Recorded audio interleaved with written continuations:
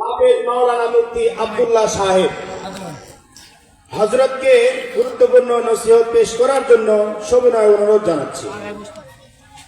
আলহামদুলিল্লাহ, আমরা যারা দোকানপাটে বিভিন্ন জায়গায় এলোমেলো ঘোরাফেরা করছি, সবার প্রতি দৃষ্টি আকর্ষণ করছি, মেহেরবানি করে সামিনার নিচে এসে বসে যায়। সামিয়ানার ভিতরে অনেক জায়গা আছে, খুব আরামের সাথে ইনশাআল্লাহ বসতে পারবো। সবাইকে মাহফিলের সামিয়ানার নিচে বসার জন্য অনুরোধ করা হচ্ছে।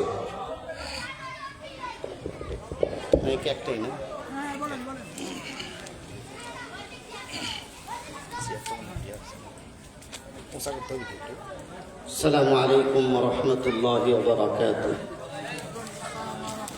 إن الحمد لله نحمده ونستعينه ونستغفره ونؤمن به ونتوكل عليه ونعوذ بالله من شرور أنفسنا ومن سيئات أعمالنا.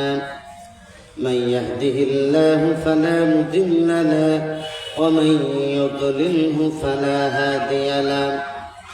ونشهد أن لا إله إلا الله وحده لا شريك له. ونشهد أن سيدنا وسندنا وحبيبنا ومولانا محمدا عبده ورسوله أرسله بالحق بشيرا ونذيرا وداعيا إلى الله بإذنه وسراجا منيرا. أما بعد فقد قال الله سبحانه وتعالى في كلامه المجيد والفرقان الحميد: أعوذ بالله من الشيطان الرجيم. بسم الله الرحمن الرحيم. ضرب الله مثلا للذين كفروا امرأة نوح وامرأة لوط كانتا تحت عبدين من عبادنا صالحين فخانتاهما فلم يغنيا عنهما من الله شيئا وقيل ادخلا النار مع الداخلين. وقال النبي صلى الله عليه وسلم: المرأة عورة إذا خرجت المرأة استشرفها الشيطان، أو كما قال النبي عليه الصلاة والسلام. সবাই দুরূদ শরীফ পড়ি। اللهم صل على سيدنا مولانا محمد وعلى آل محمد كما صليت على إبراهيم وعلى آل إبراهيم إنك حميد مجيد.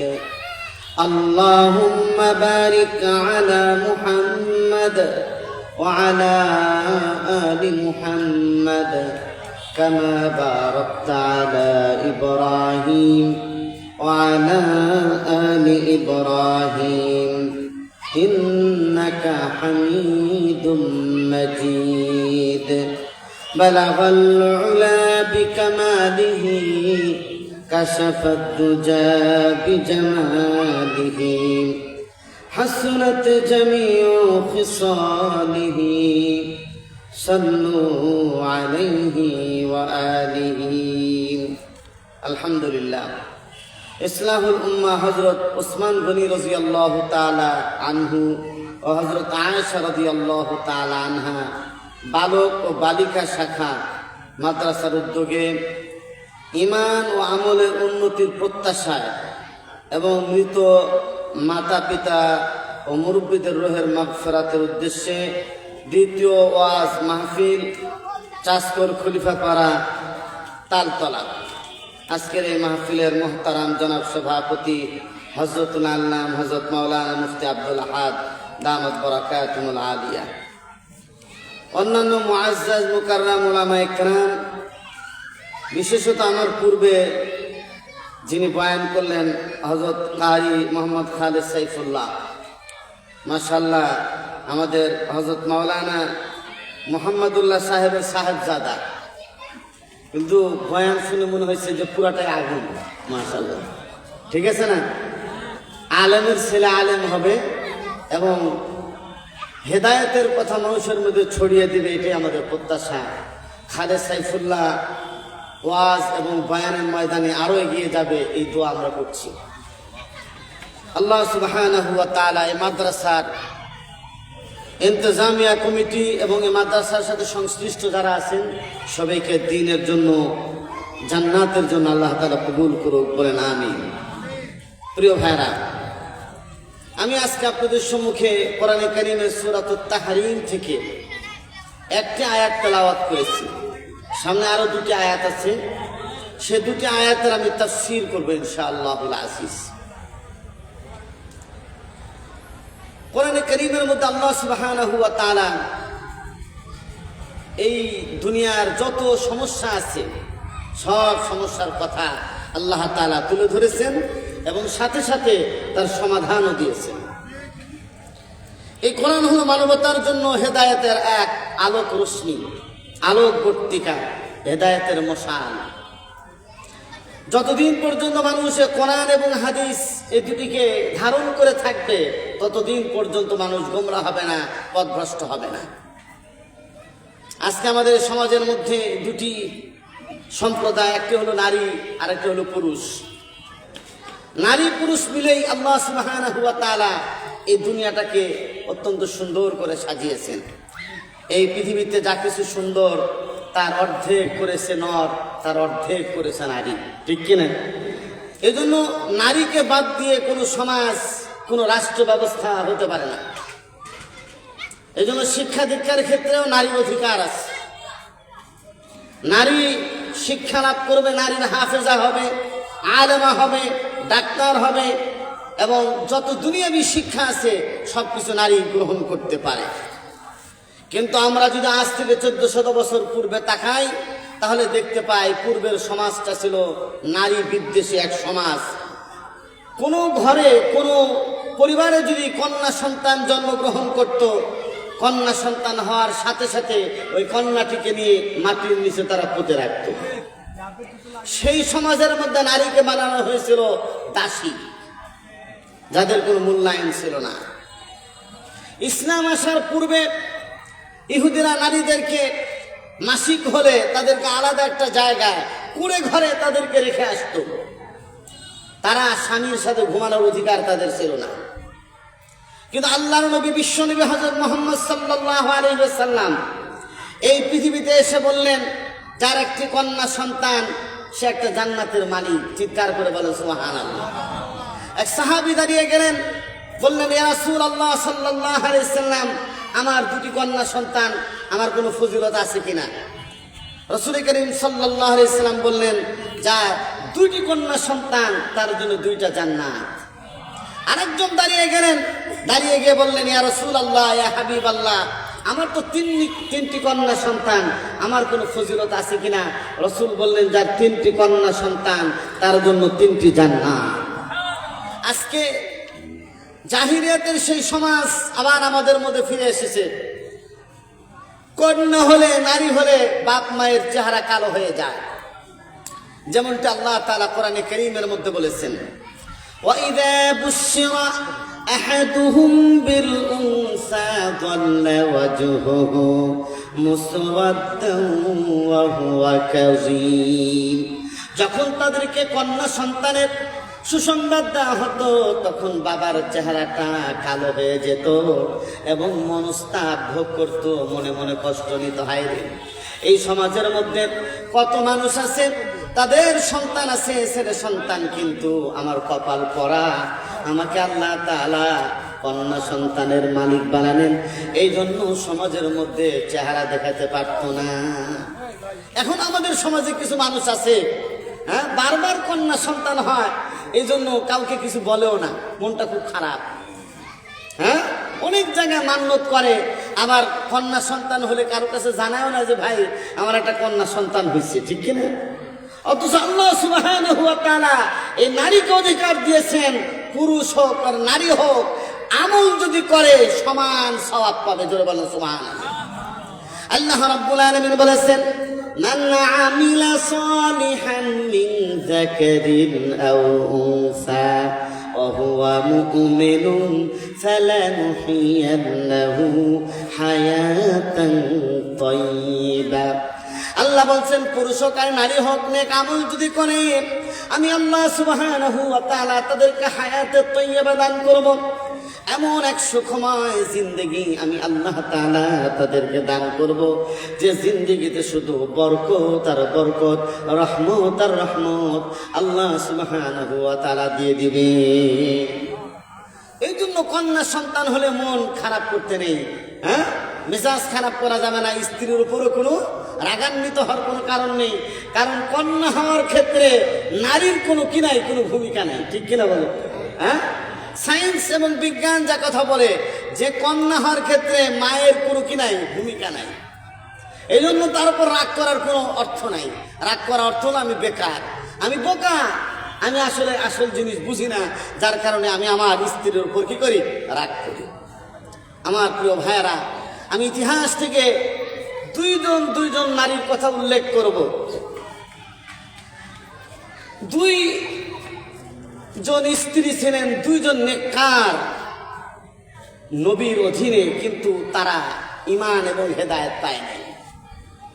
এই জন্য কেউ যদি হেদায়েত না পায়, কোন আলেমের ঘরে যদি জালেমা তৈরি হয়, তার স্ত্রী যদি খারাপ হয়, এই জন্য আলেমের কোনো দোষ নয়, বরং তার কপালে ঈমান নাই, ঠিক কিনা?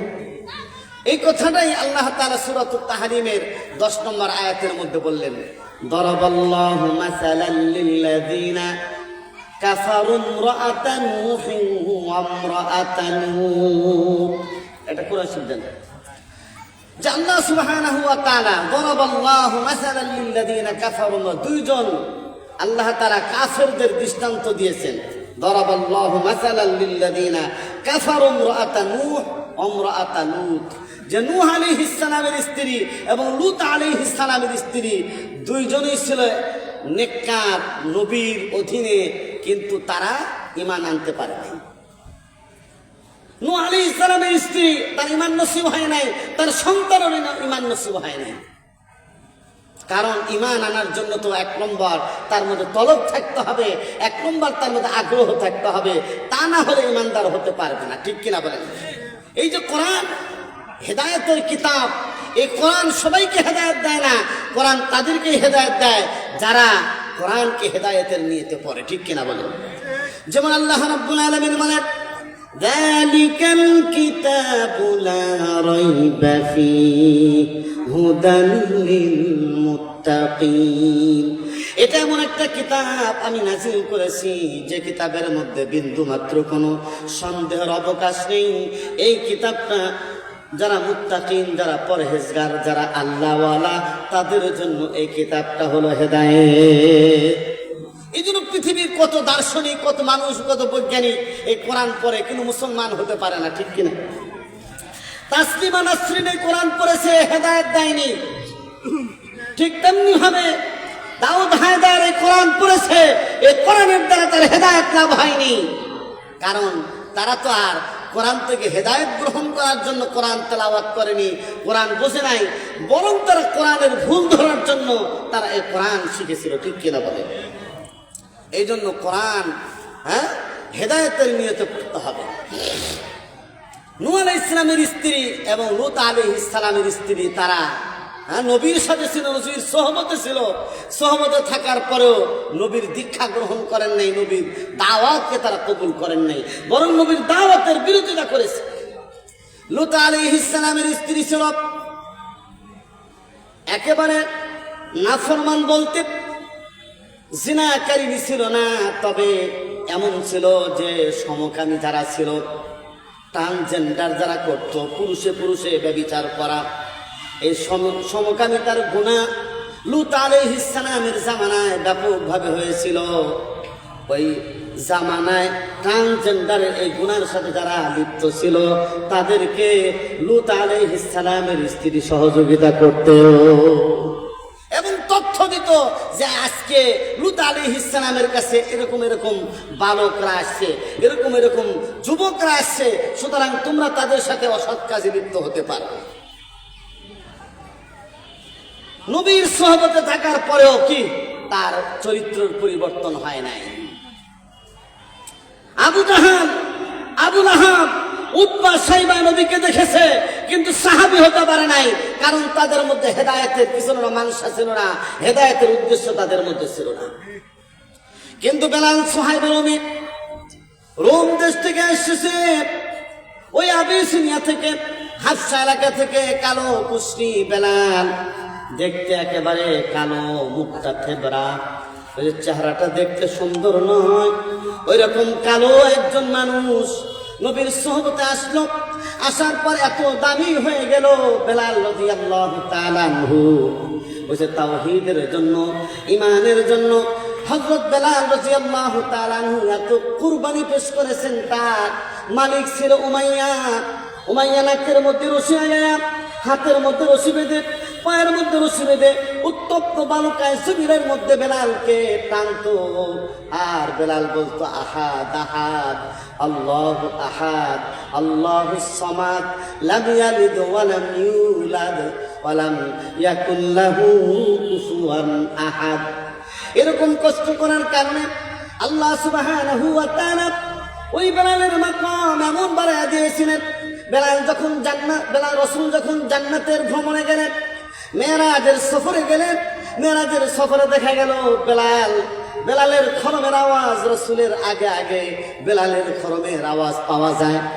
আল্লাহর নবী বললেন, ও বেলাল, কি আমল করো, এমন কি আমল করো যে আমলের কারণে আমার আগে আগে তোমার খরমের আওয়াজ, তোমার জুতার আওয়াজ আমি পাইলাম। কি ব্যাপার, কি আমল করো? বলতেছি, ইয়া রাসূলুল্লাহ, ইয়া হাবিবাল্লাহ, আমার তেমন কোনো আমল নাই, শুধু আল্লাহ এবং তার রাসূলকে মহব্বত করি, এছাড়া কোনো আমল নাই। তবে একটা কাজ আমি করি, যখনই আমি ওযু করি, ওযু করার পর 2 রাকাত নামাজ পড়ি। এই 2 রাকাত নামাজ হয়তো আমার রবের কাছে, আমার আল্লাহর কাছে পছন্দনীয় হয়ে গেছে। এই জন্য জান্নাতের মধ্যে আপনার আগে আগে আমার জান্নাত অর্থাৎ খরমের আওয়াজ আপনি শুনতে পেরেছেন। এই বেলালের এত মর্যাদা। বেলাল রাদিয়াল্লাহু তাআলা আনহু যেদিন মক্কা বিজয় হয়, মক্কা বিজয়ের দিনে রাসূল করিম সাল্লাল্লাহু আলাইহি ওয়াসাল্লাম বেলালকে বললেন, ও বেলাল, দাঁড়াও, বাইতুল্লাহ শরীফের উপর ওঠো, ওঠার পরে তুমি আযান দাও, আযান দিয়ে মানুষকে তাওহীদের আওয়াজ শোনায়া দাও। ওই সময় মক্কার কাফেররা দেখছে যে এক গোলামের বেটা, গোলাম বলে হাবশী গোলাম, এই বেলাল এরকম বাইতুল্লাহর ছাদের উপর দাঁড়িয়ে আযান দেয়। আমার পিতা যদি জানতো তাহলে পারে তার হাত ফেল করে মারাই যেত। এরকম তাদের মধ্যে জাহিলিয়াত এবং মূর্খতা তাদের মধ্যে ঢুকে গিয়েছিল। রাসূল করিম সাল্লাল্লাহু আলাইহি ওয়াসাল্লাম সেই বেলালকে মুয়াজ্জিন বানিয়েছিলেন। কিসের মুয়াজ্জিন? মসজিদ নববীর মুয়াজ্জিন। দীর্ঘদিন আযান দিয়েছেন। এলাকার লোকেরা বলল, হুজুর, আমাদের ইসলামী রাষ্ট্র কায়েম হয়েছে, এখন তো হাইফাই মুয়াজ্জিন দরকার। কি দরকার? একটা ভালো মুয়াজ্জিন দরকার। এই জন্য একটু মুয়াজ্জিন সাহেবটা যদি চেঞ্জ করে দেন তাহলে ভালো হয়। আল্লাহ নবী সাল্লাল্লাহু আলাইহি ওয়াসাল্লাম সুমধুর কণ্ঠের অধিকারী একজন মুয়াজ্জিন এরকম মসজিদ নববীর জন্য নিযুক্ত করলেন ঠিক, কিন্তু নিযুক্ত করার পর ওই মুয়াজ্জিন যে আযান দিল, আযান দেওয়ার পরে আল্লাহর পক্ষ থেকে জিবরাইল আলাইহিস সালাম নবীজির কাছে ফজরের সময় আসলেন। আসার পরে বললেন, ওগো নবী, আজকে কি মসজিদ নববীর মধ্যে আযান হয়েছে কিনা? হ্যাঁ, আজকে তো আযান হয়েছে অন্য দিনের তুলনায় আরো সুমধুর কণ্ঠে, আরো সুললিত কণ্ঠে। সুললিত কণ্ঠে আযান হয়েছে ঠিক, কিন্তু আযান আল্লাহর আরশ আজিম পর্যন্ত পৌঁছে নাই। আল্লাহর আরশ আজিম পর্যন্ত পৌঁছে নাই।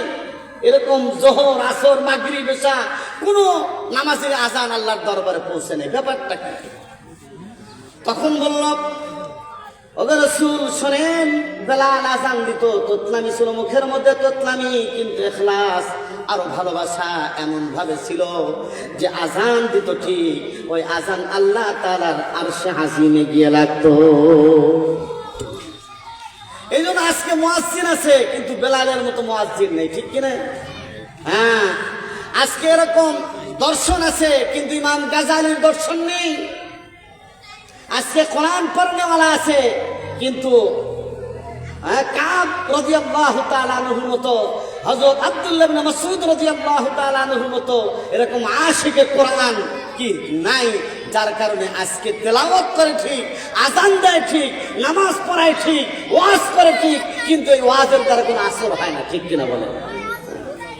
এই জন্য প্রিয় ভাইয়েরা আমার, আমাদেরকে জিনিস বুঝতে হবে, আমাদেরকে মাল বুঝতে হবে, জিনিস বুঝতে হবে যে আজকের যে মাদ্রাসার যে মাহফিল, এটা অন্য 10টা মাহফিলের থেকে অনেক দামি, ঠিক কিনা বলেন? এই জন্য মাহফিল যারা শুনতে আসবে, যারা বসবে, মাহফিলের শেষ হবে সাথে সাথে আল্লাহ তাআলা তাদের যত গুনাহ আছে, যত সগীরা গুনাহ আছে, সমস্ত সগীরা গুনাহ আল্লাহ তাআলা মাফ করে দিবেন। চিৎকার করে বলেন সুবহানাল্লাহ।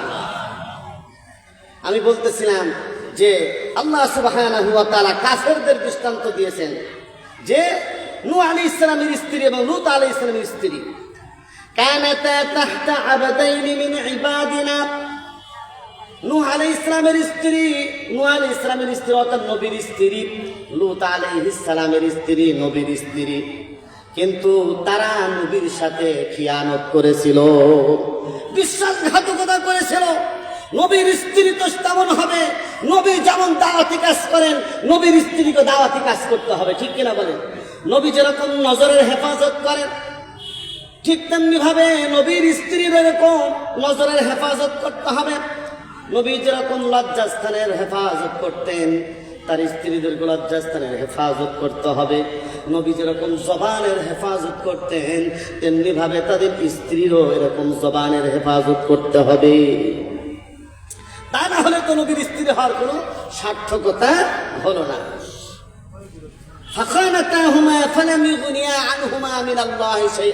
আল্লাহ তাআলা বলছেন যে দুইজনই নবী হওয়ার কারণে নবী হয়েও তাদের কোনো উপকার করতে পারেন নাই, কারণ নবীর দাওয়াতে তারা সাড়া দেন নাই, ঠিক কিনা বলেন?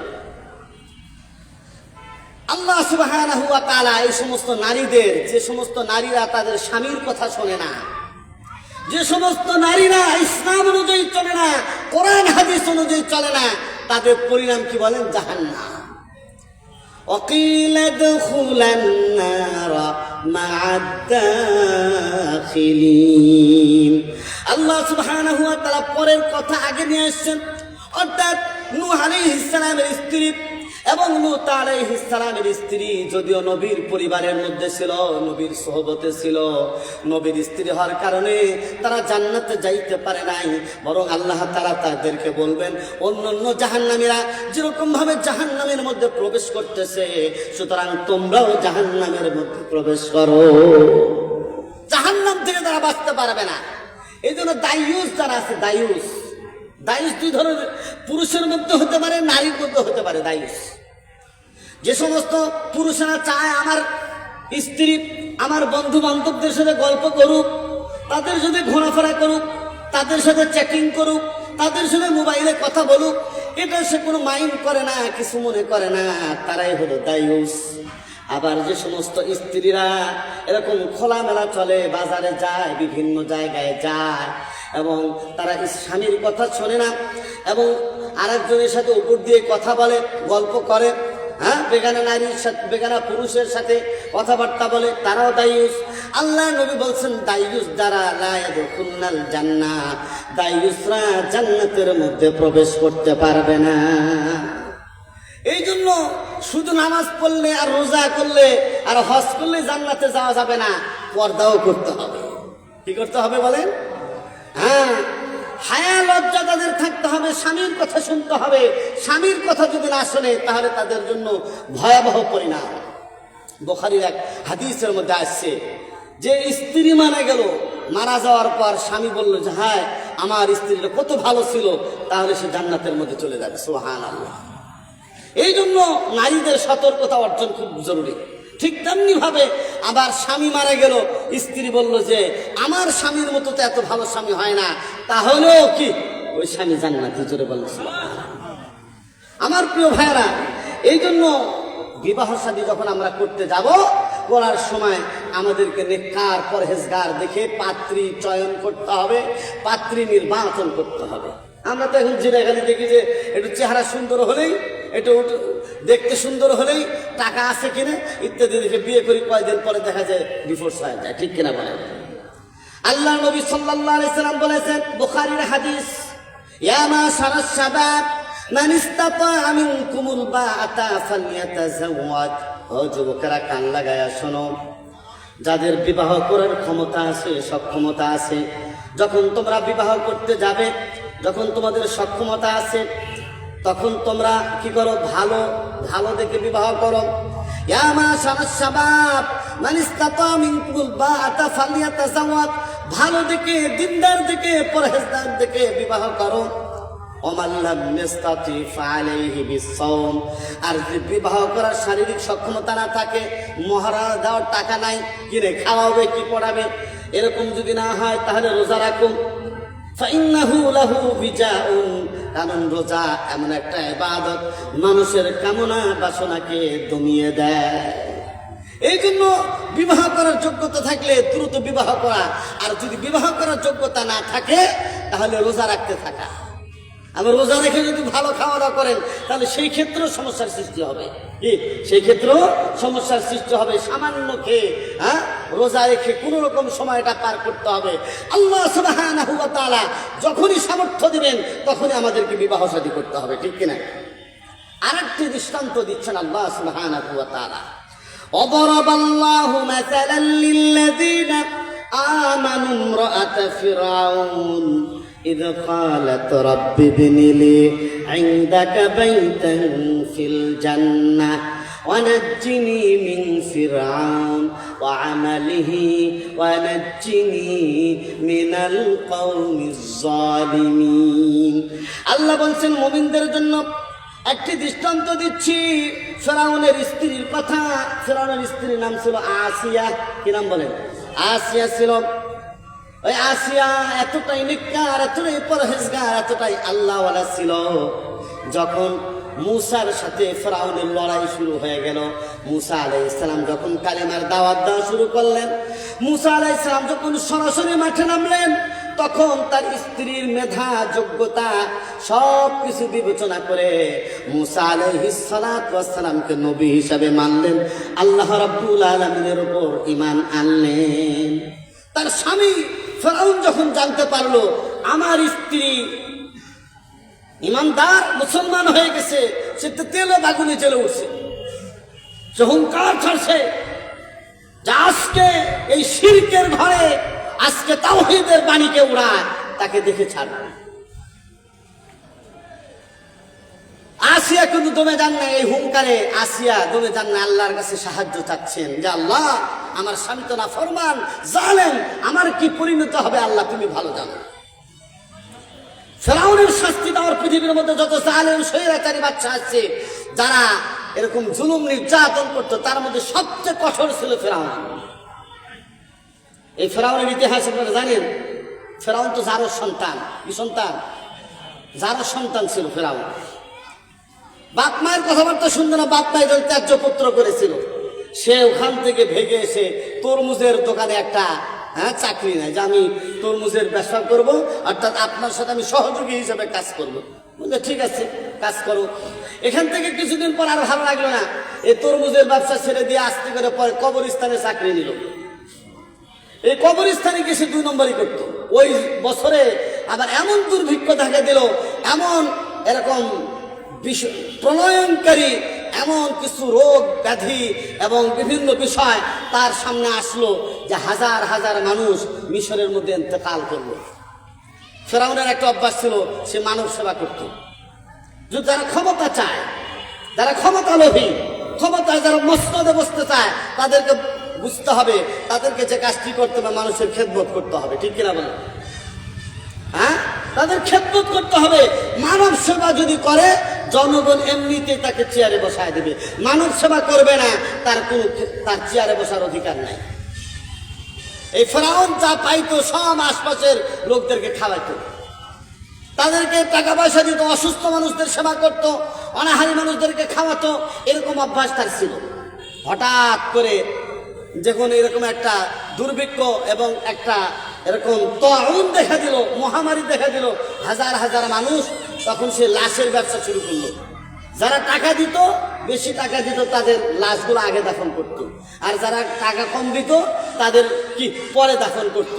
বেশি টাকা দিলে ভালো জায়গায়, আর কম টাকা দিলে নর্মাল জায়গায়, আবার ফেলায় রাখতো অনেকদিন। এই করে কোটি কোটি টাকার মালিক হয়ে যায়। ওই মহামারীর মধ্যে মিশরের তৎকালীন যে প্রেসিডেন্ট ছিল তার ইন্তেকাল হয়ে যায়। ওই সময় প্রেসিডেন্ট নির্বাচনে ফেরাউনও দাঁড়ায়। ফেরাউন দাঁড়ানোর পরে একবারই পাশ হয়ে যায়। পাশ হওয়ার পরেই তো মানুষ তো আগে জুলুম করে না, ক্ষমতা পাওয়ার পরে জুলুম শুরু করে, ঠিক কিনা বলে? আমার প্রিয় ভাইয়েরা, যখন তার স্ত্রী এরকম নেককার পরহেজগার ইমানের ঘোষণা দিল, তখন ফেরাউন তার স্ত্রীকে বলল, তোমার কঠিন শাস্তি হবে। হাতের মধ্যে পেরেক মারল, ডান হাতে পেরাক, বাম হাতে, পায়ের মধ্যে, দুই পায়ের মধ্যে পেরাক, এবং তার বুকের মধ্যে বড় বড় পাথর মারত। আর ওই সময় আরো বিভিন্ন ভাবে জুলুম করত। ওই সময় আসিয়া আল্লাহ রাব্বুল আলামিনের কাছে বললেন, قالت رب ابن لي عندك بيتا في الجنة, হে আমার রব, আমার জন্য তোমার নিকট জান্নাতের মধ্যে একটা ঘর বানায়া দিও। আমি যেন ওই ঘরটা দেখি মৃত্যুর আগে, আমি ওই ঘরটা দেখে দেখে যেন আমার মৌত হয়, এরকম একটা ইন্তজাম তুমি আমার সামনে করো। আল্লাহ সুবহানাহু ওয়া তাআলা জিবরাইল আলাইহিস সালামকে বললেন, জিবরাইল, আমার একটি জান্নাত আসিয়ার সামনে গিয়ে পেশ করো। আসিয়া যেন এই নিয়ামত দেখে দুনিয়ার কষ্টগুলোকে ভুলে যায়। আল্লাহ সুবহানাহু ওয়া তাআলা এমন ভাবে তার জানটা কবজ করলেন যে তার পাথর মারার আগে, তাকে হত্যা করার আগেই আল্লাহ আসিয়ার রূহটা কবজ করে নিলেন। সুবহানাল্লাহ। যারা ইমানের পথে চলে, যারা তাকওয়ার পথে চলে, যারা মুজাহাদার পথে চলে, আল্লাহ সুবহানাহু ওয়া তাআলা তাদের জন্য এমন রাস্তা বের করে দেন যা আর কারোর জন্য বের করেন না। জোরে বলেন না সুবহানাল্লাহ। যেমনটা ইউসুফ আলাইহিস সালাতু ওয়াস সালামের জন্য করা হয়েছে। ইউসুফ আলাইহিস সালামকে বিবি জুলাইখা তার কামনা বাসনা চরিতার্থ করার জন্য সপ্তম খানার মধ্যে 7টি ঘরের দরজা লাগিয়ে এমন একটা জায়গায় নিয়ে গেছে। নিয়ে যাওয়ার পর তার সাথে খারাপ কাজে লিপ্ত হবে। ওই সময় ইউসুফ আলাইহিস সালাম দেখলেন যে একটা ভয়াবহ অবস্থা, বাঁচার তো কোনো উপায় নেই। আল্লাহ তাআলার কাছে আশ্রয় চাইলেন। ক্বালা মাআযাল্লাহ ইন্নাহু আহসানা মাসওয়াই, আল্লাহ আমার আশ্রয়স্থল, আল্লাহ ছাড়া আমাকে উত্তম আশ্রয়দাতা কেউ নেই। ইউসুফ আলাইহিস সালাম গুনাহ থেকে বাঁচানোর জন্য দৌড় দেওয়া শুরু করলেন। তিনি বুঝতে পারলেন যে আমার চেষ্টা যতটুকু আছে আমি করি, তারপর আল্লাহর মদদ আমি দেখতে চাই। এই জন্য হযরত ইউসুফ আলাইহিস সালাম বিবি জুলাইখাকে একটা ধাক্কা মেরে এমন ভাবে দৌড় দিলেন, প্রত্যেকটা দরজায় গিয়ে একটা করে ধাক্কা মারেন। আল্লাহর কুদরতে ইউসুফ আলাইহিস সালামের মুআজিজা হিসাবে সমস্ত দরজাগুলো একটা একটা করে খুলে যায়। সুবহানাল্লাহ। আল্লাহ রাব্বুল আলামিন বলেছেন, ওয়াল্লাযীনা জাহাদু ফীনা লানাহদিয়ান্নাহুম সুবুলানা, যারা আল্লাহকে পাওয়ার জন্য আল্লাহর রাস্তায় মুজাহাদা করে, আল্লাহকে পাওয়ার জন্য যারা চেষ্টা করে, মেহনত করে, আল্লাহ সুবহানাহু ওয়া তাআলা বলেন, আমি আমার পাওয়ার যত রাস্তা আছে সব রাস্তাগুলো আমি তাদের জন্য উন্মুক্ত করে দেই। সুবহানাল্লাহ। হাজী আমদাদুল্লাহ মুহাজির মক্কি রাহমাতুল্লাহ আলাইহি 4 তরিকার যে পীর আছে, এই পীরের সম্রাট ছিলেন হাজী আমদাদুল্লাহ মুহাজির মক্কি রাহমাতুল্লাহ আলাইহি। কত বড় বুজুর্গ যে মাওলানা থানভী রাহমাতুল্লাহ আলাইহির পীর ছিলেন উনি। রশিদ আহমদ গাঙ্গুহির পীর ছিলেন। বড় বড় শায়েখ, বড় বড় আল্লামা যারা ছিলেন তাদের পীর ছিলেন হাজী আমদাদুল্লাহ মুহাজির মক্কি রাহমাতুল্লাহ আলাইহি। জোরে বলেন না সুবহানাল্লাহ। আমার প্রিয় ভাইরা, হাজী আমদাদুল্লাহ মুহাজির মক্কি রহমাতুল্লাহ আলাইহি বাইতুল্লাহর জিয়ারতে গেছেন, মক্কা শরীফে হজ করার জন্য গেছেন। হজ করতে গিয়ে মাওলার কাছে বলতেছে, ও মাওলা, এই বাইতুল্লাহতে কত হাজী সাহেব আছে, তারা বিভিন্ন আশা পূরণের জন্য আল্লাহর কাছে দোয়া করে, আল্লাহ আমার ছেলেটা যেন ভালো হয়ে যায়, আমার স্ত্রীটা যেন ভালো হয়ে যায়, আমার ছেলেটা যেন ফাইনাল পরীক্ষায় ভালো রেজাল্ট করতে পারে, ভালো একটা চাকরির ব্যবস্থা হয়ে যায়। আল্লাহ, দুনিয়ার মানুষ কতজন যায় এরকম ক্ষমতায় এমপি হওয়ার জন্য, মন্ত্রী হওয়ার জন্য, প্রধানমন্ত্রী হওয়ার জন্য, কিন্তু আমি হাজী আমদাদুল্লাহ, আমি আমদাদুল্লাহ কোনো পজিশন চাই না, কোনো মর্যাদা চাই না, কোনো সন্তান চাই না, কোনো কিছুই চাই না। আমি শুধু আমদাদুল্লাহ, আমি শুধু তোমাকেই চাই। আল্লাহকে যে চায় আল্লাহ তার হয়ে যায়। জোরে বলেন না সুবহানাল্লাহ। মান কানা লিল্লাহ ফালাহুল কুল, বলতেছে আল্লাহ যার হয়ে যায় দুনিয়া তার হয়ে যায়। সুবহানাল্লাহ। এই জন্য আল্লাহর জন্য কারা কারা হতে রাজি আছেন? মাশাআল্লাহ, সবাই রাজি আছেন তো?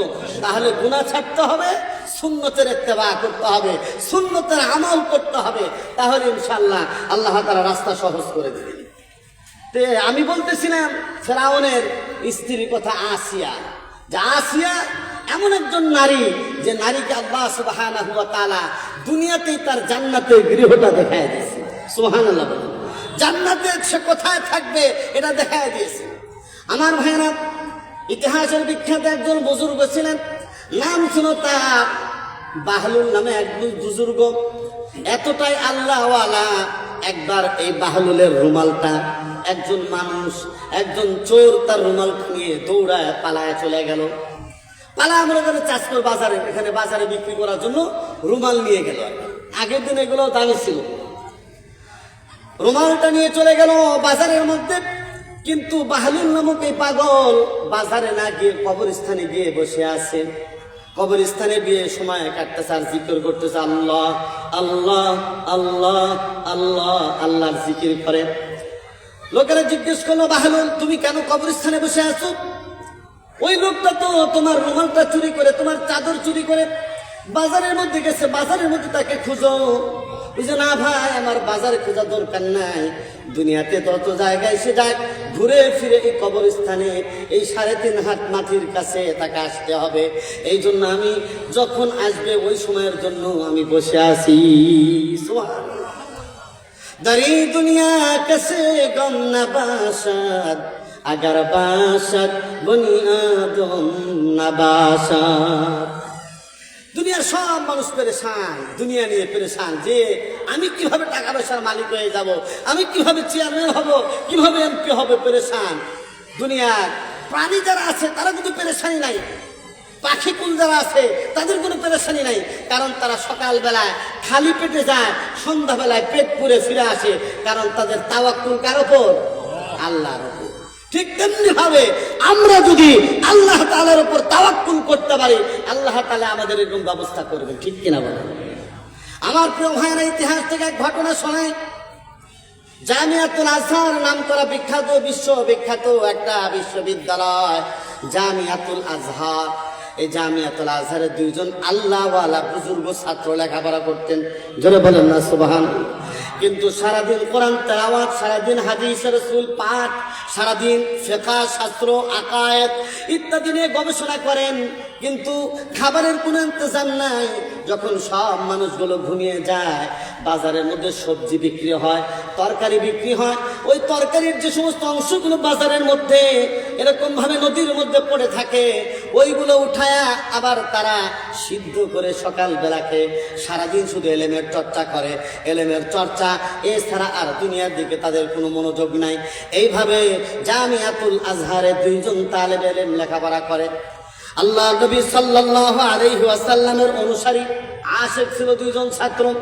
আল্লাহ নবী ওই জামানার যে একজন বিখ্যাত বাদশা ছিল, হিমসের বাদশা, ওই বাদশাকে স্বপ্নে দেখাইতেছেন, ও হিমসের বাদশা, তুমি তো নাজ নিয়ামতের মধ্যে আরামের মধ্যে খাও ঘুমাও, কিন্তু জামিয়াতুল আজহারে 2 জন ছাত্র এরকম ভাবে কষ্ট করে ইলমে দ্বীন হাসিল করতেছে, জলদি করে যাও, তাদের প্রয়োজনগুলো তুমি মেটানোর ব্যবস্থা করো। হিমসের বাদশা চলে গেল জামিয়াতুল আজহারে খবর নেওয়ার পর দেখলো 2 জন ওই ছাত্র যারা এরকম ভাবে এরকম কুপিনিয়া জামিয়াতুল আজহারে এরকম লেখাপড়া করে, অনেক ছাত্র লেখাপড়া করে। হিমসনের বাদশা জিজ্ঞেস করে একজনকে, তুমি কেন জামিয়াতুল আজহারে লেখাপড়া করতে আসছো? বলছে, হুজুর আমি আসছি ডাক্তার হওয়ার জন্য। আরেকজন বলে, তুমি কি জন্য আসছো? বলছে, হুজুর আমি ব্যারিস্টার হওয়ার জন্য। আরেকজন বলে, তুমি কি জন্য আসছো? বলছে, আমি ইঞ্জিনিয়ার হওয়ার জন্য। ওই দুইজন ছাত্রকে জিজ্ঞেস করছে, তোমরা কেন ইলমে দ্বীন হাসিল করার জন্য জামিয়াতুল আজহারে আসছো? বলছে, হুজুর আমরা আল্লাহ তাআলাকে সন্তুষ্ট করার জন্য জামিয়াতুল আজহারে আসছি। জোরে বলেন না সুবহানাল্লাহ। উনি তো চিন্তা করেছিলেন জামিয়াতুল আজহার একবার ভেঙ্গে চুরে চুরমার করে দিবেন, কারণ মাদ্রাসা তৈরি করা হয়েছে আল্লাহর দ্বীন কায়েমের জন্য, আল্লাহর দ্বীনের জন্য, আর এরা দুনিয়াদার হওয়ার জন্য মাদ্রাসা এসে। কিন্তু ভাঙবেন না এই দুইজন ছাত্রের কারণে। ওই দুইজন ছাত্রকে বললো, বাবা তোমাদের খাওয়া দাওয়ার ব্যবস্থা কিভাবে হয়? বলছে, আমাদের কোনো খাওয়া দাওয়ার ইন্তজাম নাই। যখন মানুষগুলো ঘুমিয়ে যায় তখন আমরা ওই মিশরের বাজারের মধ্যে বিভিন্ন জায়গায় গিয়ে সবজি খুঁজে খুঁজে আনি, ওইগুলা সিদ্ধ করে পেট পূরণ করে আমরা সারাদিন কোরআন হাদিসের চর্চা করি। বললো যে একটা টাকার একটা রুপিয়া এবং দিনার দিরহামের একটা এরকম বস্তা নিয়ে বললো যে তোমার দুই ভাইকে টাকাগুলো নাও, টাকা নিয়ে তোমরা তোমাদের প্রয়োজনে যা লাগে সব খরচ করবা। কোনদিন যদি এই টাকাগুলো শেষ হয়ে যায় তাহলে অবশ্যই আমাকে তোমরা জানাবে। টাকা শেষ হয়ে গেলে আবার জানাবে, আমি তোমাদেরকে আবার কিছু টাকা হাদিয়া দেওয়ার চেষ্টা করবো ইনশাআল্লাহ। আল্লাহ সুবহানাহু ওয়া তাআলা বলেছেন যে এরকম ভাবে আল্লাহর দ্বীনের জন্য কি করে, এরকম ভাবে তাওয়াক্কুল করে, আল্লাহর জন্য তাওয়াক্কুল করে আল্লাহ সুবহানাহু ওয়া তাআলা এরকম ভাবে তার ব্যবস্থা আল্লাহ তাআলাই করেন। জোরে বলেন না সুবহানাল্লাহ। এই জন্য আসিয়া নামক যে মহিলাটা তাওয়াক্কুল করেছিল, আল্লাহ সুবহানাহু ওয়া তাআলা তার জন্য যথেষ্ট হয়ে গেছেন। ফেরাউন তার কিছুই করতে পারে নাই, ঠিক কিনা? আজও যদি কোন তাওয়াক্কুল করনেওয়ালা মানুষ থাকে, ইমানদার থাকে, আজও যদি পাক্কা ইমানদার থাকে, আজও যদি পাক্কা মুজাহিদ থাকে, আমেরিকা কেন, ব্রিটেন কেন, ভারত কেন, চীন কেন, পৃথিবীর কোন পরাশক্তি তাদের কিছুই করতে পারবে না, ঠিক কিনা বলেন? ওয়া কানাত মিনাল কানিতিন। আল্লাহ তাআলা বলতেছেন মারিয়াম অর্থাৎ ইমরানের কন্যা মারিয়াম, যার কথা সূরা মারিয়াম, আপনারা যারা কোরআন শরীফ পড়েন সূরা মারিয়াম আছে কিনা বলেন? ওয়াযকুরু ফিল কিতাবি মারইয়াম ইদিন তাবাযাত মিন আহলিহা মাকানান শারকিয়া। ইমরানের মেয়ে মারিয়াম, ঈসা আলাইহিস সালামের মা, বড় দামি একজন মহিলা। জোরে বলেন সুবহানাল্লাহ। বাবা মারা গেল, ইমরান আলাইহিস সালাম বাইতুল মুকাদ্দাসের ইমাম ছিলেন। কি ছিলেন? অনেক বড় দামি এক ইমাম। যেরকম আমাদের মাওলানা মোহাম্মদুল্লাহ সাহেবের আব্বা মাওলানা আব্দুর রাজ্জাক মুন্সি অনেক দামি একজন মানুষ, ইমাম ছিলেন, ঠিক কিনা? মার্কাজ মসজিদে তার ছিল যোগ্য, মাশাআল্লাহ, ওইরকমই সন্তান। বাপ যেমন তার সন্তানও তেমনই হয়, ঠিক কিনা? বাপ কা বেটা সিপাহী কা ঘোড়া, কুছ না হতো থোড়া থোড়া, কিছু না হলে অবশ্য কিছু হয়, ঠিক কিনা? তো মারিয়াম আলাইহিস সালাম, উনি হলেন ইমরান আলাইহিস সালামের মেয়ে আর ঈসা আলাইহিস সালামের মা। ঈসা আলাইহিস সালাম তো জবরদস্ত একজন নবী ছিলেন। কি ছিলেন? জবরদস্ত নবী, দাওয়াতি কাজ করতেন। আর ঈসা আলাইহিস সালাম ছিলেন, ঈসা আলাইহিস সালামের মা অর্থাৎ মারিয়াম, তার খালু ছিলেন জাকারিয়া আলাইহিস সালাম, উনি বিখ্যাত নবী ছিলেন। তো জাকারিয়া আলাইহিস সালামের বাড়িতে থাকতেন মারিয়াম আলাইহিস সালাম। এক জায়গায় একটা কোনায় বসে বসে সারাদিন ইবাদত বন্দেগী করতেন। একদিন হযরত জাকারিয়া আলাইহিস সালাম 2-3 দিনের সফরে দাওয়াতি কাজে বের হয়ে গেছেন। যারা দাওয়াত করে, দাওয়াতি কাজ করে, তাদেরকে আর দুনিয়ার খবর থাকে বলেন? আসল যারা মুবাল্লিগ, আসল যারা দায়ী, তাদের তো খবর থাকে না, তারা তো ব্যস্ত থাকে মারাত্মকভাবে, ঠিক কিনা বলেন? আমার প্রিয় ভাইরা, জাকারিয়া আলাইহিস সালাম দাওয়াতি কাজে বের হলেন। 3-4 দিন হয়ে গেছে, কিন্তু মারিয়ামের কথা ভুলে গেছে। বাড়িতে আসছে, দরজায় করাঘাত করার পর দরজা যখন খুলে দিয়েছে, পেরেশান, হাইরে এই মেয়েটা, খাওয়া দাওয়া নাই, কি অবস্থা। কিন্তু যাওয়ার পরে দেখে ওই জায়গায় বেদানা, ওই জায়গায় আঙ্গুর, ওই জায়গায় বিভিন্ন রকমের ফল। তখন বলল, ও মারিয়াম, আন্না লাকি হাদা, ও মারিয়াম, এই সমস্ত ফলমূল, এই সমস্ত নিয়ামত কোথায় থেকে তুমি পাইলে? বলল কালাত হুয়া মিন ইনদিল্লাহ, এই সব কিছু আমার আল্লাহর তরফ থেকে আসছে। জোরে জোরে বলেন না সুবহানাল্লাহ। আজকে তো মাদ্রাসায় পড়াতে চায় না অনেকেই, যে খাওয়া দাওয়া তো পাবে না, ঠিক কিনা? আমার ব্যাপারটা আমার বাপ মা, আমার আত্মীয় স্বজন, আমার ইয়ারা সবাই চিন্তা করতো যে আমার এই ভাগিনাটা তো লেখাপড়া করতেছে, মোটামুটি মেধা আছে, তো এখন তো খাওয়া দাওয়া পাবে না, যে লাইনে পড়া শুরু করছে। এখন আমি আল্লাহ তাআলা এই লাইনে আসার পর এত খাওয়া দাওয়া যে আমার ফ্যামিলিও মনে হয় এরকম ভালো খাওয়া দাওয়া পায় না। আলহামদুলিল্লাহ বলে। আজকে যদি মেহমানদারি এখানে করছে মাওলানা মাহমুদুল, বিশাল আয়োজন। আর যেখানে যাই সেখানে মানুষ আলেম হওয়ার কারণে, হাফেজ হওয়ার কারণে সবাই মেহমানদারি করে। আল্লাহ তাআলা এখানে স্বাস্থ্য বেড়ে গেছে, ঠিক কিনা? এই জন্য একথা মনে করবেন না যে সন্তানকে, মেয়েটাকে যদি মাদ্রাসায় পড়ে খাওয়া দাওয়া পাবে না, ভালো জায়গায় বিবাহ সাথী হবে না, এটা কোশ্চিনকারও বিশ্বাস করলে পাক্কা ইমানদার তো হতে পারবেন না। বরং আল্লাহ সুবহানাহু ওয়া তাআলা হাফেজ আলেমদেরকে এমন জায়গা থেকে খাওয়ায় যে দুনিয়ার মানুষ ওই জায়গায় খাওয়ার সন্ধানই পায় না, ঠিক কিনা? এত ভালো খাওয়া পাই না তারা। আমার প্রিয় ভাইরা, ওই যে মারিয়াম আলাইহিস সালাম এত বড় আল্লাহওয়ালা বুজুর্গ মানুষ ছিল। আল্লাহ সুবহানাহু ওয়া তাআলা দুনিয়াতে যত মানুষের সন্তান দিয়েছেন, স্বামী আর স্ত্রী মিলনের মাধ্যমে সন্তান হয়। আদম আলাইহিস সালাম, তাকে আল্লাহ তাআলা ডাইরেক্ট নিজ হাতে তৈরি করেছেন, ঠিক কিনা? তার বাম পাশের হাড্ডি থেকে হযরত হাওয়া আলাইহিস সালামকে সৃষ্টি করেছেন। কিন্তু মারিয়াম আলাইহিস সালাম থেকে ঈসা আলাইহিস সালাম যে আসলেন, স্বামী আর স্ত্রীর কোনো মিলনের প্রয়োজন হয় নাই। আল্লাহ তাআলা জিবরাইল আলাইহিস সালামকে পাঠাইছেন, যাও জিবরাইল, মারিয়ামের এই যে জামা আছে, আস্তিন আছে, তার মধ্যে একটা ফু দিয়ে দাও। ফু দেওয়ার সাথে সাথে ওই জায়গা ঈসা আলাইহিস সালাতু ওয়াস সালামের জন্ম হয়। সুবহানাল্লাহ। সুতরাং মা যদি ভালো হয় তাহলে সন্তান ভালো হবে, বাপ যদি ভালো হয় সন্তান ভালো হবে। এটাই হলো দুনিয়ার নীতি। আমরা বিবাহ করি কি ডিস্কো মার্কা, কি মার্কা বলেন? আমরা চেহারা দেখে, সুন্দরী দেখে বিবাহ করি, তার মধ্যে দিনদারি আছে কিনা, নামাজ পড়ে কিনা, রোজা রাখে কিনা, কোরআন তেলাওয়াত করতে পারে কিনা, এগুলো কোনো খবর নাই। আর চিন্তা করে বসে থাকি যে আমার সব পেটের থেকে যে বাচ্চাটা আসবে, এই যে জুনায়েদ বাগদাদি হবে। আমরা চিন্তা করি আব্দুল কাদের জিলানী হবে, বড় পীর হবে, কোশ্চেন হবে না, ঠিক কিনা? কারণ ফেসবুক দেখা আর চ্যাটিং করা যে নারী, ওর থেকে তো যেটা আসবে সেটা ডিপ জল মার্কাই হবে, ঠিক কিনা? সেটা কি হবে? ডিপ জলের মতো হবে। এটা কি হবে? একবারে মনে করে মুরগি মিলন, তারপরে কি সন্ত্রাসী, গলা কাটা মুজিব, তারপরে কি এরকম যত আছে, শাহাদত বাহিনী, বিকাশ, আরো যত বাহিনী আছে, সার্চ করে কোন বাহিনী আছে আমি তো জানি না ভালো।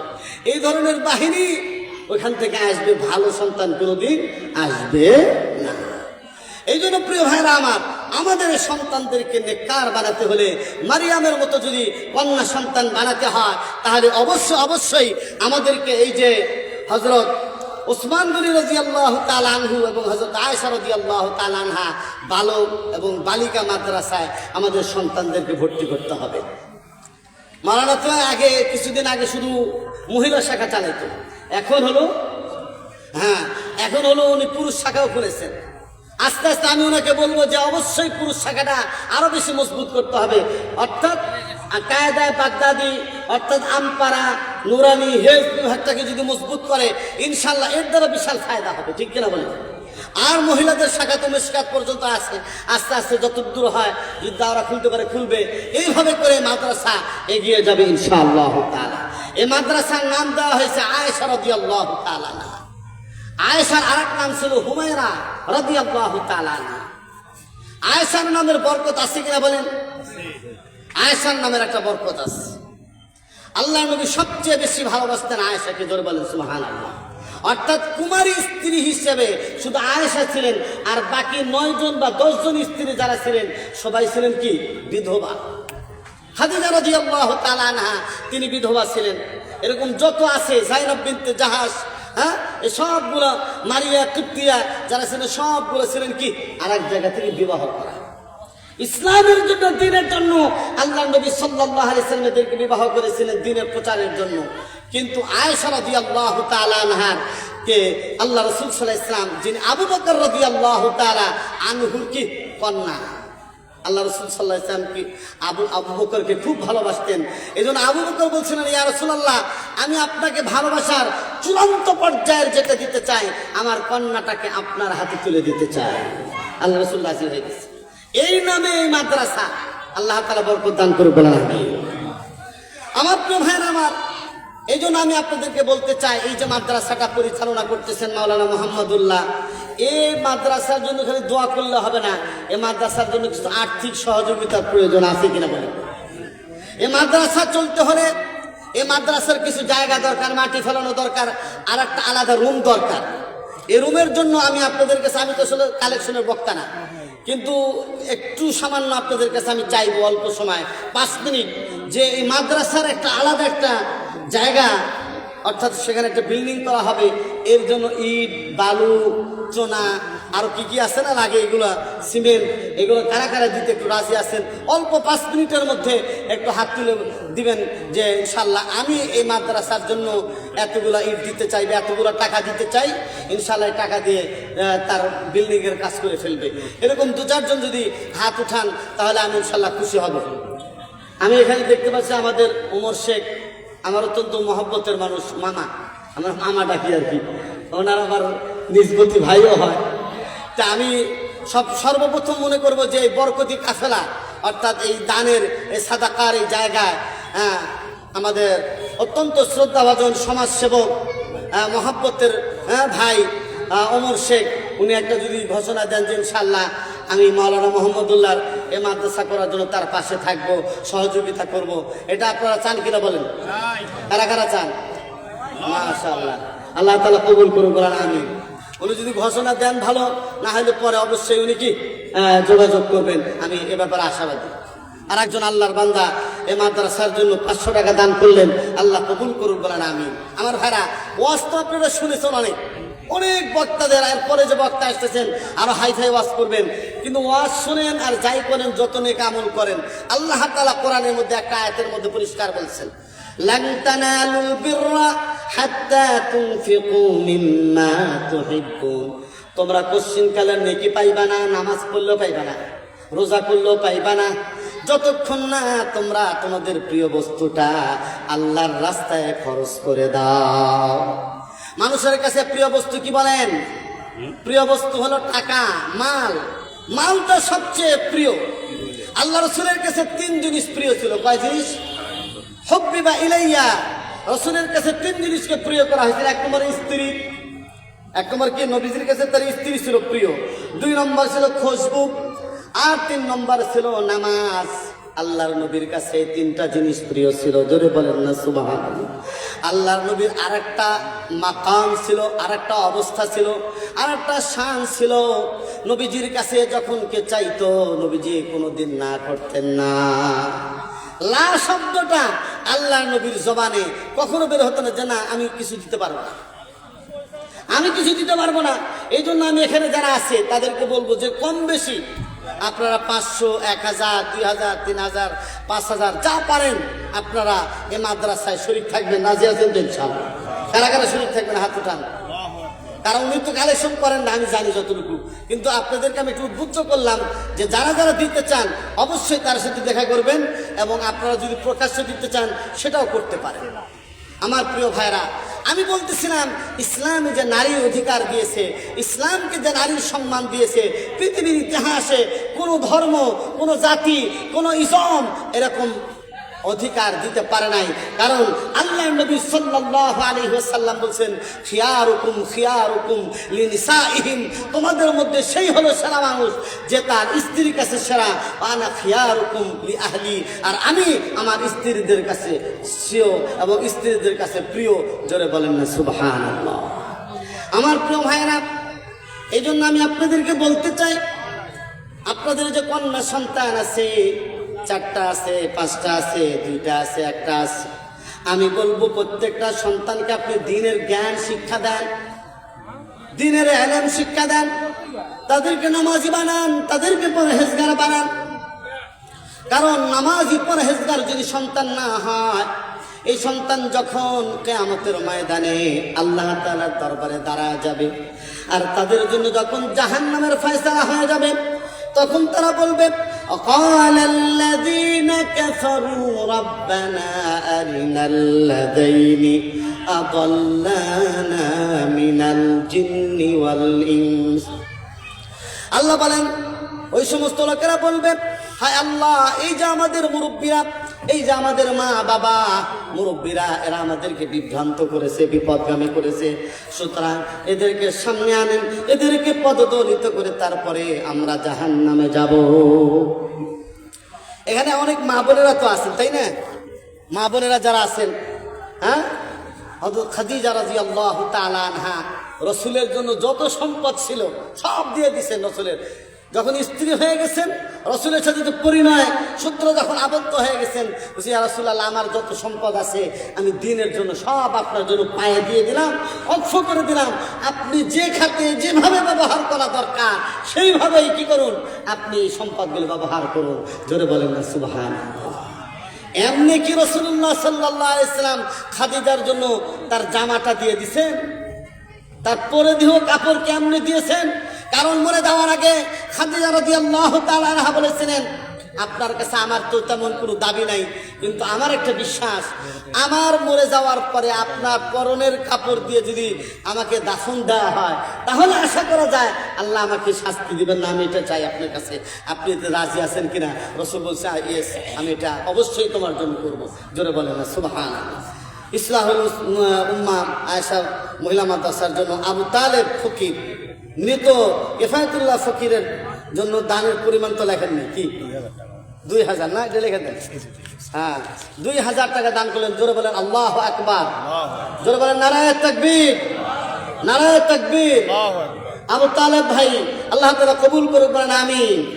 মোহাম্মদ মুন্সি, মানে মোহাম্মদ মুন্সির ছোট ভাই, মোহাম্মদ ভাইয়ের ছোট ভাই। হ্যাঁ, মোহাম্মদ ভাইয়ের অর্থাৎ মাওলানা মোহাম্মদের ছোট ভাই আহমদ মুন্সি বলছে, হুজুর আব্বা আম্মার জন্য, হ্যাঁ, আব্বা আম্মার জন্য দোয়া চায়। 2000 টাকা ইসলাহুল উম্মাহ মহিলা মাদ্রাসার জন্য দান করলেন। আল্লাহ কবুল করুন, সকলে বলেন আমিন। আমার কাছে দোয়া চাইছে, খেদমত করছে, ওই যে হুজুর আমি এবছর উমরায় যাচ্ছি, আল্লাহ তাআলা উমরাও তাকে সহজ করে দিই, বলেন আমিন। আল্লাহ আমাদের সবার জন্য উমরা এবং হজের ব্যবস্থা করে দিই, সকলে বলেন আমিন। হ্যাঁ, তারপরে তালুকদার বস্ত্রালয় হাজী মিজানুর রহমান তালুকদার অসুস্থতার জন্য দোয়া চেয়েছেন, পরিমাণ 5000 টাকা। সকলে মারহাবা, সকলে নারায়ে তাকবীর, নারায়ে তাকবীর। তালুকদার বস্ত্রালয় আল্লাহ কবুল করুক, 5000 টাকা, বলেন আমিন।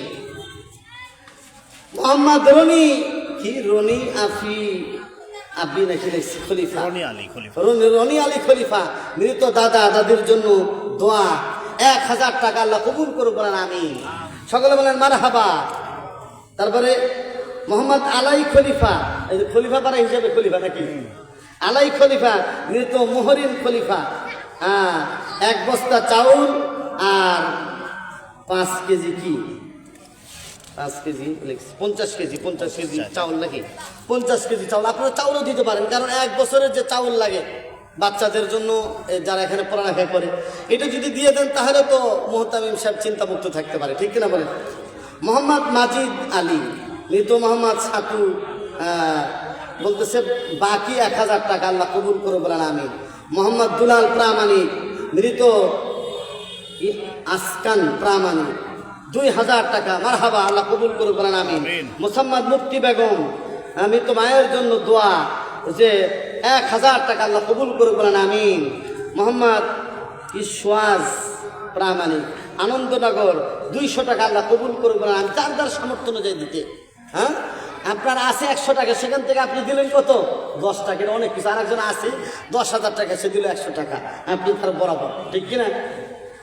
মোহাম্মদ নাজিম উদ্দিন চাষকর, বাজার পাড়া, বলতেছে মৃত মাতার জন্য 500 টাকা, আল্লাহ কবুল করুন, আমিন। মোহাম্মদ রানা ফল ভান্ডার, মৃত ফুকন, 2 ব্যাগ সিমেন্ট, আল্লাহ কবুল করুন, বলেন আমিন। মোহাম্মদ আব্দুস সালাম প্রবাসী, মৃত নাসির মিয়া নাকি মৃত কার জন্য, ছেলের জন্য দোয়া, পিতা এবং মৃত ছেলের জন্য দোয়া, 2000 টাকা, আল্লাহ কবুল করে, বলেন আমিন। এই প্রবাসে যারা আছে তারা আমাদের শক্তি, ঠিক কিনা বলেন? দেশের চালিকা শক্তি তারা হলো প্রবাসীরা। মোহাম্মদ সুবাইর আহমদ 100 টাকা, আল্লাহ কবুল করুক, বলেন আমিন। ধরেন ফারুক আহমেদ, দুলা ভাই 500 টাকা, আল্লাহ কবুল করে, বলেন আমিন। রফিকুল ইসলাম 1000 টাকা, আল্লাহ কবুল করুন। আবু হানিফ সওদাগার কত? 200 টাকা, আল্লাহ কবুল করুক, বলেন আমিন। সাইফুল ইসলাম 500 টাকা, আল্লাহ কবুল করুক, বলেন আমি। সবার নামটা বলতে পারতেছি না। সেন্টু 100 টাকা, আল্লাহ কবুল করুক, বলেন আমিন। মুসাম্মাদ রেহানা বেগম 200 টাকা, আল্লাহ কবুল করে, বলেন আমিন। মোহাম্মদ আলম মিয়া নাকি লিখছে, আলমগীর হাজি নাকি, আলমগীর হাজি, আলমগীর হাজি 2000 টাকা, আল্লাহ কবুল করুক, বারবার হাজ্জে বাইতুল্লাহ নসিব করুক, বলেন আমিন। আলহাজ ইসমাইল হোসেন 1000 টাকা, আল্লাহ কবুল করুক, বলেন আমিন। নাম প্রকাশ অনিচ্ছুক 30 টাকা, আল্লাহ কবুল করুক, বলেন আমিন। আবু তালেব আনন্দনগর 1000 টাকা, আল্লাহ কবুল করুক, বলেন আমিন। দোকান কালেকশন 5700, আলহামদুলিল্লাহ বলেন। আল্লাহ দোকানদারদের ব্যবসার মধ্যে আরো বরকত দান করুক, বলেন আমিন। তাদেরও আগ্রহ আছে, কি বলেন? তাদের আগ্রহ আছে, আল্লাহ কবুল করুক। তারপরে কি মিসেস তালুকদার বস্ত্রালয়, তালুকদার বস্ত্রালয় শুধুর জন্য 5000 টাকা, ঠিক আছে, এটা তো এলান দিচ্ছি আর কি, তাই না? তারপরে আরেকজন আল্লাহর বান্দা, পিতা স্ত্রী দাদা দাদি রুহের মাগফিরাত ও সাংসারিক শান্তি কামনায় 1000 টাকা, মোহাম্মদ আবুল কালাম আজাদ, অফিসার, অবসরপ্রাপ্ত, সোনালী ব্যাংক, খলিফাপাড়া 1000 টাকা, আল্লাহ কবুল করে, বলেন আমিন। জানে বলে বরকত দান করে, বলেন আমিন। জাহিদুল মুন্সি আমার দোস্ত আর কি, জাকির ভাইয়ের ছোট ভাই, জাহিদুল মুন্সি মৃত আব্বা ও বড় ভাই জাকিরের জন্য দোয়া। আমি খুব কষ্ট পাইছি আমার এই দোস্ত জাকির হুসাইনের ইন্তেকালে, তার সাথে আমার খুব সখ্যতা ছিল, ছোট জামানায়। আল্লাহ তাআলা জান্নাতুল ফেরদাউসের আলা মাকাম নসিব করে, বলেন আমিন। কিন্তু এত তাড়াতাড়ি যে চলে যাবে বুঝতে পারে না, হায়াত মউত কার কোনো আসে ডাক বলা তো যায় না। মোহাম্মদ মামুন সর্দার, মুস্তফা সর্দার, খলিফাপাড়া 1 বস্তা সিমেন্ট, আল্লাহ কবুল করুক, বলেন আমিন। মোহাম্মদ আব্দুল মজিদ ব্যাপারী কি লিখছেন, নাফিদ না দিনের নাকি শ্বশুর, 1000 টাকা, আল্লাহ কবুল করুক, বলেন আমিন। মোহাম্মদ এটা তো একবার পড়লাম মনে হয়, মোহাম্মদ দুলাল খলিফা, সালাম খলিফা নিহত মায়ের জন্য 2500 টাকা, আল্লাহ কবুল করুক, বলেন আমিন। জানে মানে বরকত দান করুক, সকলে বলেন আমিন। আমার প্রিয় ভাইরা, আমি আপনাদেরকে সর্বশেষ যে বিষয়টা আপনাদেরকে ক্লিয়ার করতে চাই, সর্বশেষ যে বিষয়টা আমি আপনাদেরকে জানাতে চাই, আপনারা জানেন আমাদের দেশে একটা বড় ফিতনা, সে ফিতনার নাম হলো কাদিয়ানি ফিতনা, ঠিক কিনা? এই কাদিয়ানি তারা নাম ব্যবহার করে আহমদিয়া মুসলিম জামাত। কি নাম ব্যবহার করে? আহমদিয়া মুসলিম জামাত। এবং তারা মুসলমান পরিচয় দেয়, নাম তাদের উপাসনার নাম দিছে মসজিদ, তারপরে তারা হজ করতে যায় মুসলমান নাম ব্যবহার করে, অথচ মুসলিমের বাইতুল্লাহ শরীফে হেরামে প্রবেশ করা তাদের জন্য নাজায়েজ।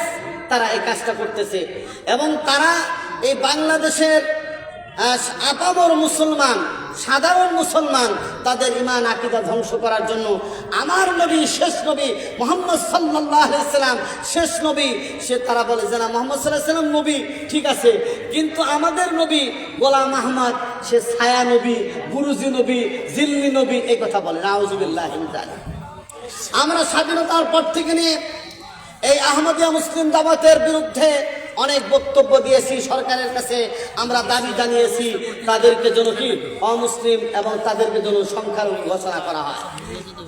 বর্তমানে আপনারা জানেন ডক্টর ইউনূস সাহেব যখন আমেরিকা থেকে আসলেন তখন কাদিয়ানীদের ব্যাপারে বললেন যে তারা সংখ্যালঘু।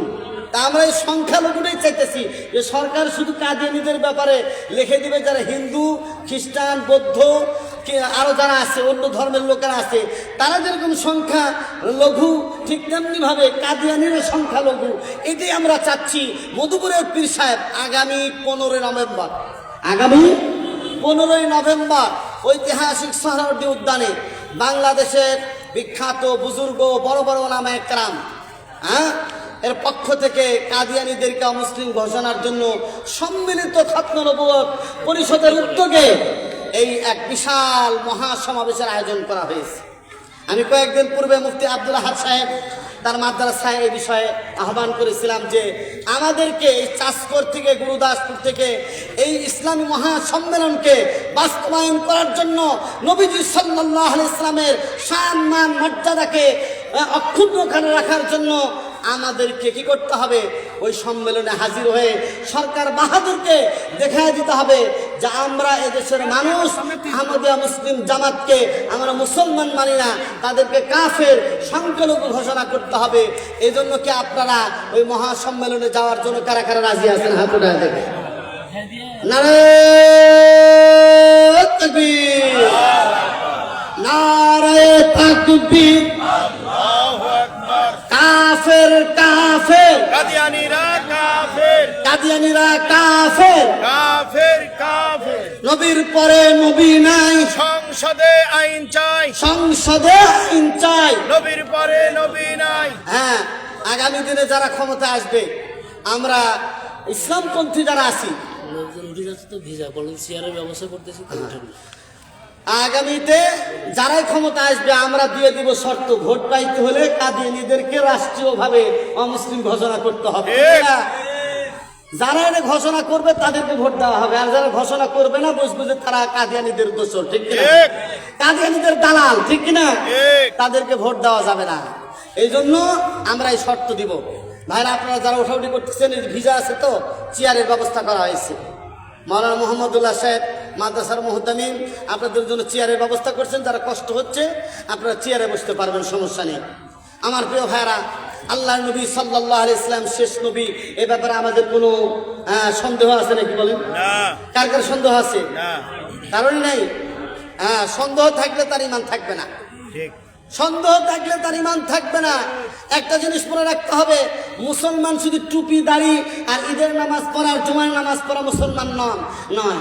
মুসলমান হলো আকীদা বিশ্বাসে যারা সঠিক, তারাই হলো প্রকৃত মুসলমান। যারা মনে করে যে হযরত আবু বকর রাদিয়াল্লাহু তাআলা আনহু, হযরত ওমর রাদিয়াল্লাহু তাআলা আনহু জবরদস্ত ক্ষমতা দখল করেছেন, তাদের ঈমান ঠিক নাই, ঠিক কি না? আহলুস সুন্নাত ওয়াল জামাতের গুরুত্বপূর্ণ আকীদা হলো হযরত আবু বকর, হযরত ওমর রাদিয়াল্লাহু তাআলা আনহু তারা রাসূলের পরেই তারা যোগ্য খলিফা ছিলেন, ঠিক কিনা বলেন? হযরত আলী রাদিয়াল্লাহু তাআলা আনহু তাদের হাতে বায়াত হয়েছিলেন। হযরত ওসমান এবং হযরত আলী রাদিয়াল্লাহু তাআলা আনহুমা উভয় রাসূলের জামাতা, সাহাবী এবং উভয় খলিফা ছিলেন। এ ব্যাপারেও যদি কেউ হযরত আলীকে এবং হযরত ওসমানকে গালিগুলোজ করে, তারও আহলুস সুন্নাত ওয়াল জামাত থেকে তারা বের হয়ে যাবে। ঠিক তেমনি ভাবে যারা নামাজ রোজা পড়বে না, তারা আহলুস সুন্নাত ওয়াল জামাতের বাহিরে। এমনি ভাবে যারা দুই মুজার ওপর মাসে করাকে বিশ্বাস করে না, তারা আহলুস সুন্নাত ওয়াল জামাতের বাহিরের লোক। সুতরাং আকীদা বিশ্বাস যদি ঠিক থাকে, সে মুসলমানিত্ব তার ঠিক থাকবে, আর আকীদা বিশ্বাস যদি ঠিক না থাকে, তার মুসলমানিত্ব থাকবে না। এই জন্য আমরা যে দাবি করতেছি কাদিয়ানীরা কাফের ও মুসলিম, এই দাবি আওয়ামী লীগেরও, এই দাবি বিএনপিরও, এই দাবি জামাত ইসলামেরও, এই দাবি বাংলাদেশ খেলাফত মজলিসেরও, এই দাবি সমস্ত ইসলামী দল, সমস্ত তৌহিদি জনতা, ঠিক কিনা বলে? সুতরাং এটাকে বাস্তবায়ন করার জন্য আগামী 15 তারিখে আমরা কারা কারা ঐতিহাসিক শহর উদ্যানে যাইতে রাজি আছি, হাত উঁচা করে দেখান। চেষ্টা করবো ইনশাল্লাহ। চেষ্টা করতে হবে, যাইতে হবে। আল্লাহ নবী সাল্লাল্লাহু আলাইহি সাল্লাম শেষ নবী। নবীজি একটা দৃষ্টান্তের মাধ্যমে আমাদেরকে বুঝাইছেন। নবীজি বলছেন যে নবুয়তের এক বিশাল বিল্ডিং বানানো হয়েছে, সে বিল্ডিং এর সব কিছু ঠিকঠাক আছে, কিন্তু একটা জায়গায় ইট লাগানো হয় নাই। ওই জায়গাটায় পুরা বিল্ডিংটা দেখার পরে বলতেছে সব জায়গা তো ঠিক আছে, কিন্তু এই জায়গাটা যদি একটা ইট লাগানো হতো তাহলে অবশ্যই এই জায়গাটা চমৎকার, এই বিল্ডিংটা সুন্দর হতো। বলছে আমি হলো নবুয়তের বিল্ডিং এর, নবুয়তি সিলসিলার সর্বশেষ ইট। আনা খাতামুন নাবিয়্যিন লা নাবিয়্যা বাদি, আমি সর্বশেষ নবী, আমার পরে কোনো নবী আসবে না। আজকে তারা নাটোরে, পঞ্চগড়ে, ঠাকুরগাঁয়ে, দিনাজপুরে পার্বত্য চট্টগ্রামে বিভিন্ন জায়গায় উপাসনালয় বানিয়ে তারা মুসলমানদের ইমান আকীদা নষ্ট করছে। এটার ব্যাপারে আমাদের সবাইকে সোচ্চার থাকতে হবে, এ ব্যাপারে আমাদের সবাইকে ভূমিকা রাখতে হবে। যারা কাদিয়ানীদেরকে অমুসলিম মানবে না তারাও কাফের, যারা কাদিয়ানীদেরকে অমুসলিম মানবে না তারাও কাফের। সুতরাং এই আকীদা পরিষ্কার হওয়া দরকার। গ্রামে গ্রামে, গঞ্জে গঞ্জে, রাস্তাঘাটে আমরা এটা লাগাই দেব, কাদিয়ানীরা অমুসলিম, কাদিয়ানীরা কাফের, আহমদিয়া মুসলিম জামাত তারা কাফের। এই কথা ঘরের মধ্যে লাগায় রাখবেন। এই জিনিসটা আপনার ফেসবুকে আপনি স্ট্যাটাস দিবেন, এই জিনিসটা আপনি পত্র পত্রিকায় দিবেন। যার যার অবস্থান থেকে এরকম ভাবে আল্লাহ নবীর সম্মান মর্যাদাকে যারা নষ্ট করতেছে তাদের বিপক্ষে আমাদের দাঁড়াতে হবে। রাজি আছেন তো? আমাদেরকে আর্থিকভাবে এবং দল মত নির্বিশেষে আমাদেরকে এই 15 তারিখের এই সম্মেলনে যোগদান করতে হবে। আমাদের তৌফিক দান করুন। মোহাম্মদ আনজিল মোহরি, মৃত সোনা ফকির, 1000 টাকা আল্লাহ কবুল করুক বলেন আমিন। আপনারা দেখেই আলমাস ভাই নগদ 1000 টাকা আল্লাহ কবুল করুক বলেন আমিন। যার যেরকম ইখলাস হবে ওই পরিমাণ দান করলে, কম দান করলেও আল্লাহর কাছে সে সব বেশি পাবে ইনশাআল্লাহ। আবির গার্মেন্টস, আবির গার্মেন্টস, মোহাম্মদ সানোয়ার, খলিফা পাড়া, 1000 টাকা আল্লাহ কবুল করুক বলেন আমিন। আরো যারা রেখেতেছেন লেখেন, মোহাম্মদ কি হিরুহিম নাকি ইব্রাহিম সর্দার, 500 টাকা আল্লাহ কবুল করুক বলেন আমিন। দুলাল সরকার মেয়র পদপ্রার্থী, দুলাল সরকার মেয়র পদপ্রার্থী, কত টাকা? 3000 টাকা। 3000 টাকা আল্লাহ কবুল করুক বলেন আমিন। আল্লাহ তাআলা তার জানে মালে বরকত দান করুক। আল্লাহ তাআলা মনের নেক আশাগুলো পূর্ণ করে দেখ বলেন আমিন। আমি তো বলছি সেবা করতে হলে নেতৃত্ব যদি পাইতে হয় তাহলে মানব সেবার কোনো বিকল্প নেই, ঠিক কিনা বলেন? আর যদি নিয়ত করে যে ক্ষমতা আসার পরে যে টাকা জনগণকে দিয়েছি, ওয়াজ মাহফিলে দিয়েছি, এগুলো আগে উঠাবো, আগে তারপরে দেখা যায় সেবা, ঠিক কিনা? তাহলে কি ঠিক হবে এটা? হ্যাঁ, এই জন্য আগামী নির্বাচনে আমরা দেখে শুনে তাকওয়াবান পরহেজগার আল্লাহওয়ালা দেখে আমরা কি করব? সিল মারবো ইনশাআল্লাহ। আমার প্রিয় ভাইরা, আমি বলতেছিলাম ইসলামে যে নারীর অধিকার দিয়েছে, কথা বলার অধিকার নারী আছে, নারীর ব্যবসা বাণিজ্য করার অধিকার আছে নারী। নারী যদি আলাদা ঘরে পর্দার মধ্যে থেকে সে যদি কোনো ব্যবসা বাণিজ্য করতে চায়, চাষপুর বাজারে কোনো দোকান আরেকজনকে দিয়ে করায়, সেটা করাতে পারে। যেমন আম্মাজান খাদিজা রাদিয়াল্লাহু তাআলা আনহা আমাদের নবীকে দিয়ে কি করছেন? ব্যবসায়িক পণ্য দিয়ে সিরিয়াতে পাঠাইছেন, সিরিয়াতে বিক্রি করে ওখানে ডবল লাভ করেছে, ওখান থেকে মাল নিয়ে এসে আবার মক্কার বাজারে রাসূল বিক্রি করেছেন। এইভাবে নারীরাও করতে পারবে। মহারণার টাকা নারীদের, এটা অধিকার। মহারণা মাফ চাইলে মহারণা মাফ হয় না। বাসর রাত্রে গিয়ে বলে যে তোমাকে তো আমি অনেক ভালোবাসি, আই লাভ ইউ ইত্যাদি অনেক কিছু, অনেক গল্প টল্প শোনানোর পরে বলছে যে মহারণার টাকাটা মাফ করে দাও। তখন কি করবে বেচারি? দেখে যে আমার তো সারা জীবন থাকা লাগবে, এখন মাফ না করলে তো নারাজ হয়, এই জন্য বলে মাফ করে দিলাম। আসলে মনের থেকে মাফ করে, বলেন মনের থেকে তো মাফ করে না। এই টাকা দিয়ে সে ব্যবসা বাণিজ্য করতে পারবে, তার নিজের সমস্যার সমাধান করতে পারবে। এই অধিকার নারীকে দেওয়া হয়েছে।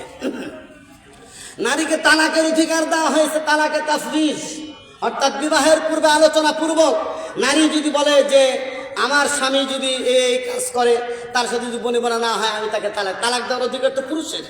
কিন্তু সেই জিনিসটা যদি নারী চেয়ে নেয়, নারী যদি এটা প্রকাশ করে, তাহলে সেই অধিকার সে প্রাপ্ত হবে। কি হবে? সে অধিকার সে প্রাপ্ত হবে। এটা কিন্তু নারীর অধিকার। শিক্ষা দীক্ষা লাভ করা এটা নারীর অধিকার। অনেক বাপ মা তার সন্তানকে পড়াইতে চায় না, মেয়েকে পড়াইতে চায় না, কিন্তু মেয়ে যদি পড়তে চায় পর্দার ভিতর থেকে এবং তার সব কিছু ঠিক রেখে যদি পড়তে চায়, এই লেখাপড়া করা এটা তার অধিকার, এটা তার কি অধিকার। তাহলে আজকে যে নারীদের উপর যে জুলুম, নির্যাতন, জালিম, বিভিন্ন ধরনের টর্চার করা হয়, অন্যায়ভাবে যদি কোনো নারীর উপর এবং অবিচার করা হয়, সেটা কিন্তু আল্লাহর দরবারে জবাব দিতে হবে, ঠিক কিনা বলেন? এই জন্য আমি এরকম করবো না যে আমার স্ত্রী যেহেতু দুর্বল বাড়ি থেকে আসছে, আমি যা ইচ্ছা তাকে বলবো, যখন যা ইচ্ছা তাই করবো, তা কিন্তু করা যাবে না। কারণ আল্লাহর নবী সাল্লাল্লাহু আলাইহি সাল্লাম বলছেন যে আমি আমি আমার কন্যা সন্তান, কন্যা সন্তানের বাবা, সুতরাং যে ফাতেমাকে কষ্ট দেয় সে আমাকেই কষ্ট দেয়, আর ফাতেমা আমার কলিজার টুকরা। সুতরাং রাসূলুল্লাহ সাল্লাল্লাহু আলাইহি সাল্লাম এই কথা বুঝাইতে চাইছেন যে তোমরা নারীদের অধিকার, নারীদের ব্যাপারে তোমরা খুব খেয়াল রাখবে। ইস্তাউসু বিন নিসাই খায়রা, রাসূল করিম সাল্লাল্লাহু আলাইহি সাল্লাম নারীর ব্যাপারে খুব সাবধান। এই জন্য নারীর ওপর অন্যায়ভাবে জুলুম করা যাবে না। আবার নারীরাও যখন বর্তমানে পুরুষ নির্যাতন যে শুরু হয়েছে, সেটাও নারীদেরকে খেয়াল রাখতে হবে। কি রাখতে হবে? পুরুষ নির্যাতন। নারীরা এমন এমন অবস্থার সৃষ্টি করে, স্বামীর বাড়ি থেকে যদি কেউ আসে তাহলে খেদমত করতে চায় না। আমাদের নারীদের এটা কালচার বলেন বা এটা অভ্যাস বলেন, কিন্তু তার বাপের বাড়ি থেকে লোকজন আসলে খুব খেদমতে লেগে যায়। ঠিক কিনা বলেন? এই অভ্যাস থাকতে হবে। দোনো পক্ষে ব্যালেন্স করে নারীদেরকে উভয়ের সেবা করতে হবে। অনেকে বলে যে আর আপনার বাপের অর্থাৎ শ্বশুরের খেদমত করা আমার দায়িত্ব নয়, কিন্তু যদি স্বামী বলে আমার বাপের খেদমতে এই জিনিসগুলো একটু করে দেওয়া দরকার, তখন কিন্তু অবশ্যই ওই নারীকে এই কাজটা কি করতে হবে, খেদমত করতে হবে। এবং সন্তানকে আল্লাহওয়ালা বানানো এটা নারীর সবচেয়ে বড় দায়িত্ব। আমার প্রিয় ভাইরা, এই জন্য আমি বলতেছিলাম, নারী যদি আল্লাহওয়ালা করতে হয়, আল্লাহওয়ালা বানাতে হয়, তাকে দিনদার বানাতে হবে, দিন শিক্ষা দিতে হবে, কোরআন শিক্ষা দিতে হবে। ওই আফগানিস্তানের যে এক বাদশাহ ছিলেন খোদাদাদ মোহাম্মদ, বলছে ওই বাদশার একজন স্ত্রী ছিল খুব আল্লাহওয়ালা। একবার তার কাছে খবর আসলো যে আফগানিস্তানের সীমান্ত এলাকা দিয়ে বিদেশিরা, সৈন্য সেনারা প্রবেশ করে আফগানিস্তানকে দখল করছে। তখন মোহাম্মদ আলী খোদাদাদ চিন্তা করলেন কাকে সেনাবাহিনীর প্রধান বানিয়ে এই কাজটা করা যায়। তখন তার সন্তানকে আমির বানায়া ওই বিদেশি সৈন্যদেরকে মোকাবেলা করার জন্য পাঠালেন। পাঠানোর পর খবর আসলো, গোয়েন্দারা আন্দাজে একটা খবর দিয়েছে যে আপনার ছেলের নেতৃত্বে যে সেনাবাহিনী গিয়েছিল তারা এরকমভাবে পরাজিত হয়ে গেছে। স্ত্রীর কাছে খবর দিল যে তোমার সন্তানকে পাঠালাম অনেক আশা করে, কিন্তু তোমার সন্তান প্রথম ভাগেই পরাজিত হয়ে গেছে। স্ত্রী বলছে না না, পশ্চিমকালে এটা হতে পারে না, কারণ আমার সন্তানকে আমি যেভাবে তালিম দিয়েছি, যেভাবে শিক্ষা দিয়েছি, আমার সন্তান জিহাদের ময়দানে, যুদ্ধের ময়দানে পরাজিত হতে পারে না। আপনার সংবাদ সঠিক নয়। আপনি আবার খবর নেন। আবার খবর না হলো, খবর নেওয়ার পরে, তথ্য নেওয়ার পরে জানা গেল যে না না, আসলে পরাজিত হয় নাই, বরং একটু পিছনে এসে আবার লড়াই করার জন্য সামনে এগিয়ে গিয়ে বিদেশি সৈন্যদেরকে পরাজিত করে দেশের সীমানাটাকে অক্ষুণ্ণ রেখেছে। তখন হাসতে হাসতে স্ত্রীর কাছে বললো যে হ্যাঁ, তোমার কথাটাই ঠিক হয়েছে, তোমার সন্তান বিজয়ী বেশে আজকে ফিরে আসছে। বুঝে তুমি কিভাবে এটা বুঝতে পারলে তোমার সন্তান পরাজিত হবে না? এর কি কারণ? বুঝে সন্তান যখন আমার পেটে আসছে, পেটে আসার পর আমি কোনোদিন সিনেমা দেখি নাই, আমি কোনোদিন পর পুরুষের চেহারা দেখি নাই। আমি আমার সন্তান যখন আসছে তখন আমি কোরআন তেলাওয়াতের মধ্যে ব্যস্ত থাকতাম। আমি সবসময় যত কাজ করতাম, রান্না বান্না করতাম, বিসমিল্লাহির রহমানির রহিম বলে রান্না বান্না করতাম। ঠিক তেমনিভাবে আমি যখন এরকম কাজে লাগতাম, কাজে লাগার সময় বিসমিল্লাহ বলে কাজ শুরু করতাম। সমস্ত কাজ আমি সুন্নত মোতাবেক করতাম। এই সন্তান যখন পৃথিবীতে আসে, আসার পর যখন আমি তাকে স্তন্য দান করতাম, দুধ দিতাম, আমার স্তন আমি কোনো পরপুরুষকে দেখাই নাই। আমার চেহারাটা কোনো পরপুরুষ কোনো এরকম কেউ দেখতে পারে নাই। আমার শরীরের একটা অঙ্গ প্রত্যঙ্গ কেউ দেখতে পারে নাই। সুতরাং আমার পেট থেকে, উদর থেকে যে সন্তান আসবে, এই সন্তান পরাজিত হবে তা কোশ্চিনকালে হতে পারে। এই জন্য তার বিশ্বাস ছিল। এই জন্য প্রিয় ভাইয়েরা আমার, আজকে যে সেনাবাহিনীর মধ্যে এবং বিভিন্ন জায়গায় যুদ্ধের ক্ষেত্রে সৈনিকরা যে এরকম ভাবে বিশ্বাসঘাতকতা করে, এর কারণ হলো বাপ মায়ের মধ্যে কোনো সমস্যা আছে। যেরকম একটি ঘটনা আপনাদেরকে শোনায়। এক মানুষ ছিলেন, বুজুর্গ মানুষ, এত বড় বুজুর্গ, তার নাম ছিল মোবারক রহমতুল্লাহ আলাইহি। তার এক সন্তান হয়েছিল, নাম ছিল আব্দুল্লাহ। তার সন্তানের নাম হলো কি? আব্দুল্লাহ। এই মোবারক রহমতুল্লাহ খুব ক্ষুধার্ত মানুষ, খুব হালাল পথে চলতেন। একবার এত ক্ষুধার্ত, একটা নদীর পাড়ে বসে আছেন, ক্ষুধার জ্বালা আল্লাহ বিল্লাহ করতেছেন। একটা আনার আসছে, পাকা আনার। এই পাকা আনারটা উনি ক্ষুধার কারণে খুলে খেয়ে ফেলেছেন। খুলে খাওয়ার পর তার মধ্যে একটা ধারণা আছে, এই আনারটা তো আমি খাইলাম, কার আনার, কোথায় থেকে আসলো, কিভাবে আসলো, এটা তো আমি জানি না। এবং কিয়ামতের ময়দানে আল্লাহ সুবহানাহু ওয়া তাআলা বান্দাকে 5টি প্রশ্নের উত্তর দেওয়া ছাড়া এক কদম উঠাইতে দিবেন না। যে তুমি মালটা কোথায় থেকে আনছো, কিভাবে কামাই করছো, কোন জায়গায় খরচ করছো, একটা জিনিস যদি ঠিক হয় তাহলে সব ঠিক হয়ে যায়, ঠিক কিনা বলেন? তখন উনি চিন্তা করলেন যে এটা ওই দিক থেকে আসছে, তাহলে উল্টো দিকে মালিকের বাড়ি হবে। হাঁটা শুরু করলেন, হাঁটতে হাঁটতে চলে গেলেন একবারে নদীর ওই পাড়ে যাওয়ার পরে দেখলেন এক বাড়িতে একটা আনারের গাছ। আনারের মালিককে বললেন, ভাই একটা আনার আপনার গাছ থেকে পড়েছে। বলছে, হ্যাঁ একটা পাকা আনার আমি পাচ্ছি না, পড়ে গেছে। ওই আনারটা আমি খেয়ে ফেলেছি, আমাকে একটু মাফ করে দেন। আপনি যদি মাফ না দেন তাহলে আমি কিন্তু আপনার দরজা ছাড়বো না। বুঝে, তাই নাকি? উনিও বুঝতে পারছেন যে এটাকে একটু সাইজ করতে হবে আর কি, একটু ইয়ে করলে সাইজ করলে ঠিক হবে আর কি। বাস, উনি বুঝতে পারছেন লোকটা আল্লাহওয়ালা। কত মানুষ কত কি খায়, চুরি করে চামড়ি করে লাখ লাখ টাকা দিয়ে কেউ জিজ্ঞাসা করে না। আর এই একটা আনার খাইছে, এই আনারের জন্য আবার আমার কাছে আসছে, এটা সাধারণ কোনো মানুষ না। বাস, এটা তাকিদ করে তার বলছে, কিন্তু তুমি আনারের এইটা মাফ করাতে চাও তাহলে আমার বাড়িতে কামলা দিতে হবে, আমার বাড়িতে চাকরি করতে হবে, কাজ করতে হবে। বলছে, তাই নাকি? কতদিন? বলছে, যতদিন আমি চাই ততদিন কাজ করলে তারপরে তোমাকে আমি এর থেকে মুক্তি দেব। বাস, কাজ করতেছেন। তার একটা কন্যা সন্তান ছিল, অত্যন্ত সুন্দরী কন্যা সন্তান। এখন এটা বিবাহের সময় হয়ে গেছে, বিবাহ দিবে।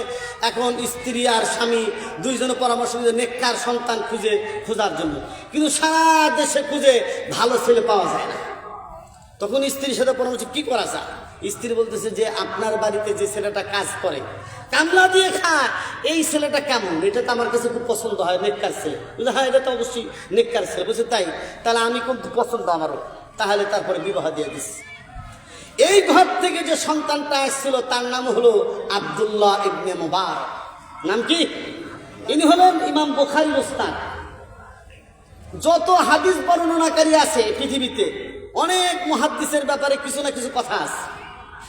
যত ভালো মানুষ হোক, কিছু না কিছু কথা আছে, কিন্তু আব্দুল্লাহ ইবনে মুবারকের ব্যাপারে পাওয়া যায় যে তার ব্যাপারে কোনো কথা নেই। এত বড় একজন মুতাবার গ্রহণযোগ্য একজন রাবি মুহাদ্দিস হলেন আব্দুল্লাহ ইবনে মুবারক রাহমাতুল্লাহ আলাইহি। কি জন্য বলেন?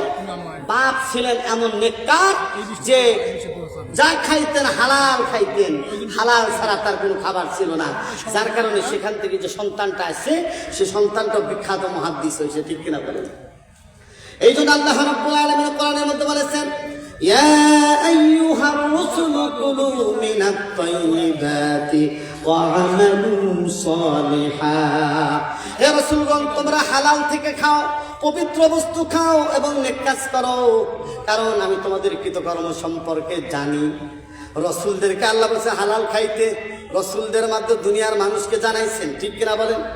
এখন আমরা চাঁদাবাজি করে, চাঁদাবাজি করে অফিসের মধ্যে ঘুষ খেয়ে, রমজান মাসে গরম গরম জিলাপি, গরম গরম পেঁয়াজু নিয়ে এসে পেট ভরে খাই, আবার মানুষকে খাওয়াই, ঠিক কিনা বলেন? এক ঘটনা আছে বুখারীর মধ্যে যে এক মুসাফির দীর্ঘদিন সফর করছে, সফর করে কষ্ট করে চুলটা এলোমেলো, চেহারাটা এলোমেলো, শরীরে কাপড় চোপড়ের মধ্যে ধুলা দিয়ে ভরা, ইতিলুস সাফার আকবারা ওয়া আসআতা। বুখারীতে আসছে যে একবারে ধুলিধন্য এবং উস্কো ফুস্কো চুল, কিন্তু দোয়া করতেছে, ইয়া রাব্বি ইয়া রাব্বি, হে আমার রব, আমাকে আমার এই আশা পূর্ণ করে দাও, আমার এই আশা পূর্ণ করে দাও, আমার এই আশা পূর্ণ করে দাও। আল্লাহ রাসূল বলতেছেন, মাতআমুহু হারাম ওয়া মাশরাবুহু হারাম। বলছে তার খায় যেটা সেটা হারাম, যেটা পান করে সেটা হারাম। মালবাসুহু হারাম, তার যে পোশাক পরে আছে সেটা হারাম। ফাআন্না ইউস্তাজাব, সুতরাং কিভাবে তার দোয়া কবুল হবে? এখন নতুন করে আবার মুসলমানদের মধ্যে আর একটা গাজা তৈরি করার জন্য বিশ্বের এরকম জালিম শক্তিগুলো আবার উঠে পড়ে লেগেছে। আপনারা 2 দিনের পত্রিকায় দেখেছেন, সেটা হলো কি? সুদান। 2000 মানুষকে অন্যায়ভাবে আরব আমিরাতের সহযোগিতায় আবার এই দিক দিয়ে ট্রাম্প বলে দিল যে এই নাইজেরিয়ার বিরুদ্ধে তোমরা অ্যাকশন চালাও, প্রস্তুতি নাও, এই ধরনের কথাবার্তা বলতেছে। অর্থাৎ বিশ্বের মুসলমানদেরকে তারা শান্তিতে থাকতে দিবে না। সাম্রাজ্যবাদী কারণে স্বার্থবাদী শক্তিগুলো মুসলমানদের আদর্শের কারণে তারা আজকে মুসলমানদের উপরে জুলুম নির্যাতন চালাচ্ছে। সুতরাং আজকে মুসলমানদের ঐক্যবদ্ধ হওয়ার কোনো বিকল্প নেই। ওয়াতাসিমু বিহাবলিল্লাহি জামিআন ওয়া লা তাফাররাকু, আল্লাহর রজ্জুকে ঐক্যবদ্ধভাবে ধরতে হবে, বিচ্ছিন্ন হওয়া যাবে না। বিচ্ছিন্ন হওয়ার অর্থই হলো শক্তি কমে যাওয়া, ঠিক কিনা? বিচ্ছিন্ন হওয়ার অর্থই হলো নিজেকে দুর্বল বানায় দেওয়া। আজকে দলে দলে মুসলমানেরা বিভক্ত হয়ে গেছে, ঠিক কিনা বলুন? কত দল যে বের হয়েছে বাংলাদেশে। আর মুসলমানদের মধ্যে আল্লাহ রাসূল বলছেন যে বনি ইসরাইল তারা ৭২ দল ছিল, আর আমার উম্মত হবে ৭৩ দল। আমি আকীদার কিতাব পড়াই, আকীদাতুত তাহাবিয়া পড়াই। আকীদাতুত তাহাবিয়ার মধ্যে আমি চিন্তা করলাম যে ৭৩ দল কেমনে হবে। পরে আমি এটা ক্যালকুলেশন করে দেখলাম, এক শিয়া মতবাদ, শিয়া সম্প্রদায়, তাদের মধ্যে 12টা গোষ্ঠী আছে। তাহলে 12টা গোষ্ঠী, মুরজিয়াদের মধ্যে 12টা গোষ্ঠী, কাদরিয়াদের মধ্যে 12টা গোষ্ঠী, এরকম করে ৭৩টা গোষ্ঠী মুসলমানদের মধ্যে হয়ে গেছে। একটা দল শুধু জান্নাতে যাবে। আল্লাহ রাসূল পরিষ্কার বলেছেন, মা আনা আলাইহি ওয়া আসহাবি, আমি এবং আমার সাহাবীরা যে মতের উপর, যে আদর্শের উপর আছি, যারাই মত এবং আদর্শের উপর থাকবে তারাই শুধু জান্নাতে যাবে, আর বাকি ৭২ দল জাহান্নামে। এটা হাদিস তো সহিহ হাদিস, এটা সহিহ হাদিস। আপনারা ওলামায়ে কেরামকে জিজ্ঞাসা করবেন। এই জন্য প্রিয় ভাইরা আমার, সন্তানকে যদি আল্লাহ ওয়ালা বানাইতে হয় তাহলে রিজিক হালাল হতে হবে, নিজের জীবনটা সুন্দর হতে হবে, স্বচ্ছ হতে হবে। শিরিক করা যাবে না, বেদাত করা যাবে না, কুফরি কাজের মধ্যে লিপ্ত হওয়া যাবে না। নেক কাজের মধ্যে, হালালের মধ্যে জীবন কাটাতে হবে। হালালটা কষ্ট আনতে, কামাই করতে কষ্ট, আর হারাম সময় লাগে কম, চলে যায় তাড়াতাড়ি, ঠিক কিনা বলেন? হারাম খেয়ে সন্তানকে বিদেশে পাঠাবেন, ওই সন্তান আপনার জানাজা পড়তে আসবে না, ঠিক কিনা? আপনি হারাম খেয়ে ইয়ে করবেন, আপনার এই সন্তান কোনোদিন আপনার কথা শুনবে না, ঠিক কিনা বলেন? এই জন্য প্রিয় ভাইয়েরা আমার, আমাদের খাবার হালাল হওয়া চাই, আমাদের চালচলন হালাল হওয়া চাই, আমাদের সব কিছু হালাল হওয়া চাই। যেহেতু বাজার, হ্যাঁ, আমি তো মিরপুরে বাজার করি, মিরপুর 1 নম্বর। তা আমি এক লোকের কাছ থেকে প্রতিদিন বাজার করতাম। এর আগে মনে ঘটনা বলছি কিনা জানি না, আমি তো মাঝে মধ্যে দিকে আসি কষ্ট করতে। আমি বাজার করি, পরে দেখা গেল যে কম দামে আবার বেশি আমাকে দিতেছে এই উপর থেকে। আমি আসার পরে ওই লোকের কাছে গেলাম, বলে যে হুজুর কয় কেজি মাল কিনেছেন? হ্যাঁ, বলছে, আমি বললাম 3 কেজি। বলছে একটু মাপ দেন। মাপ দিল, দিয়েছে 2.5 কেজি। বলছে আপনার কাছে একটু কম দিয়েছে, টাকা কম রাখছে, ওই যে আপনাকে আধা কেজি কম দিয়ে ওইটা সমান করে দিচ্ছে। আমার কাছে আসলে এই 2 নম্বরই নেই, ঠিক কিনা? আল্লাহ তাআলা সবাইকে হেফাজত করে বলেন আমিন। আকাশের অবস্থা ভালো না। হ্যাঁ, আশরাফুল ইসলাম সুজন মৃত, হ্যাঁ, শমশের উদ্দিন দোয়া চাই, হ্যাঁ, অপূর্ব পৃষ্ঠায়, হ্যাঁ, 500 টাকা। আবার লিখছে অনেকে, মাশাআল্লাহ, দেখে, হ্যাঁ, সবার জন্য দোয়া চাইছে। আল্লাহ তাআলা তো জানেন, ঠিক কিনা? আল্লাহ কবুল করুক, বলেন আমিন।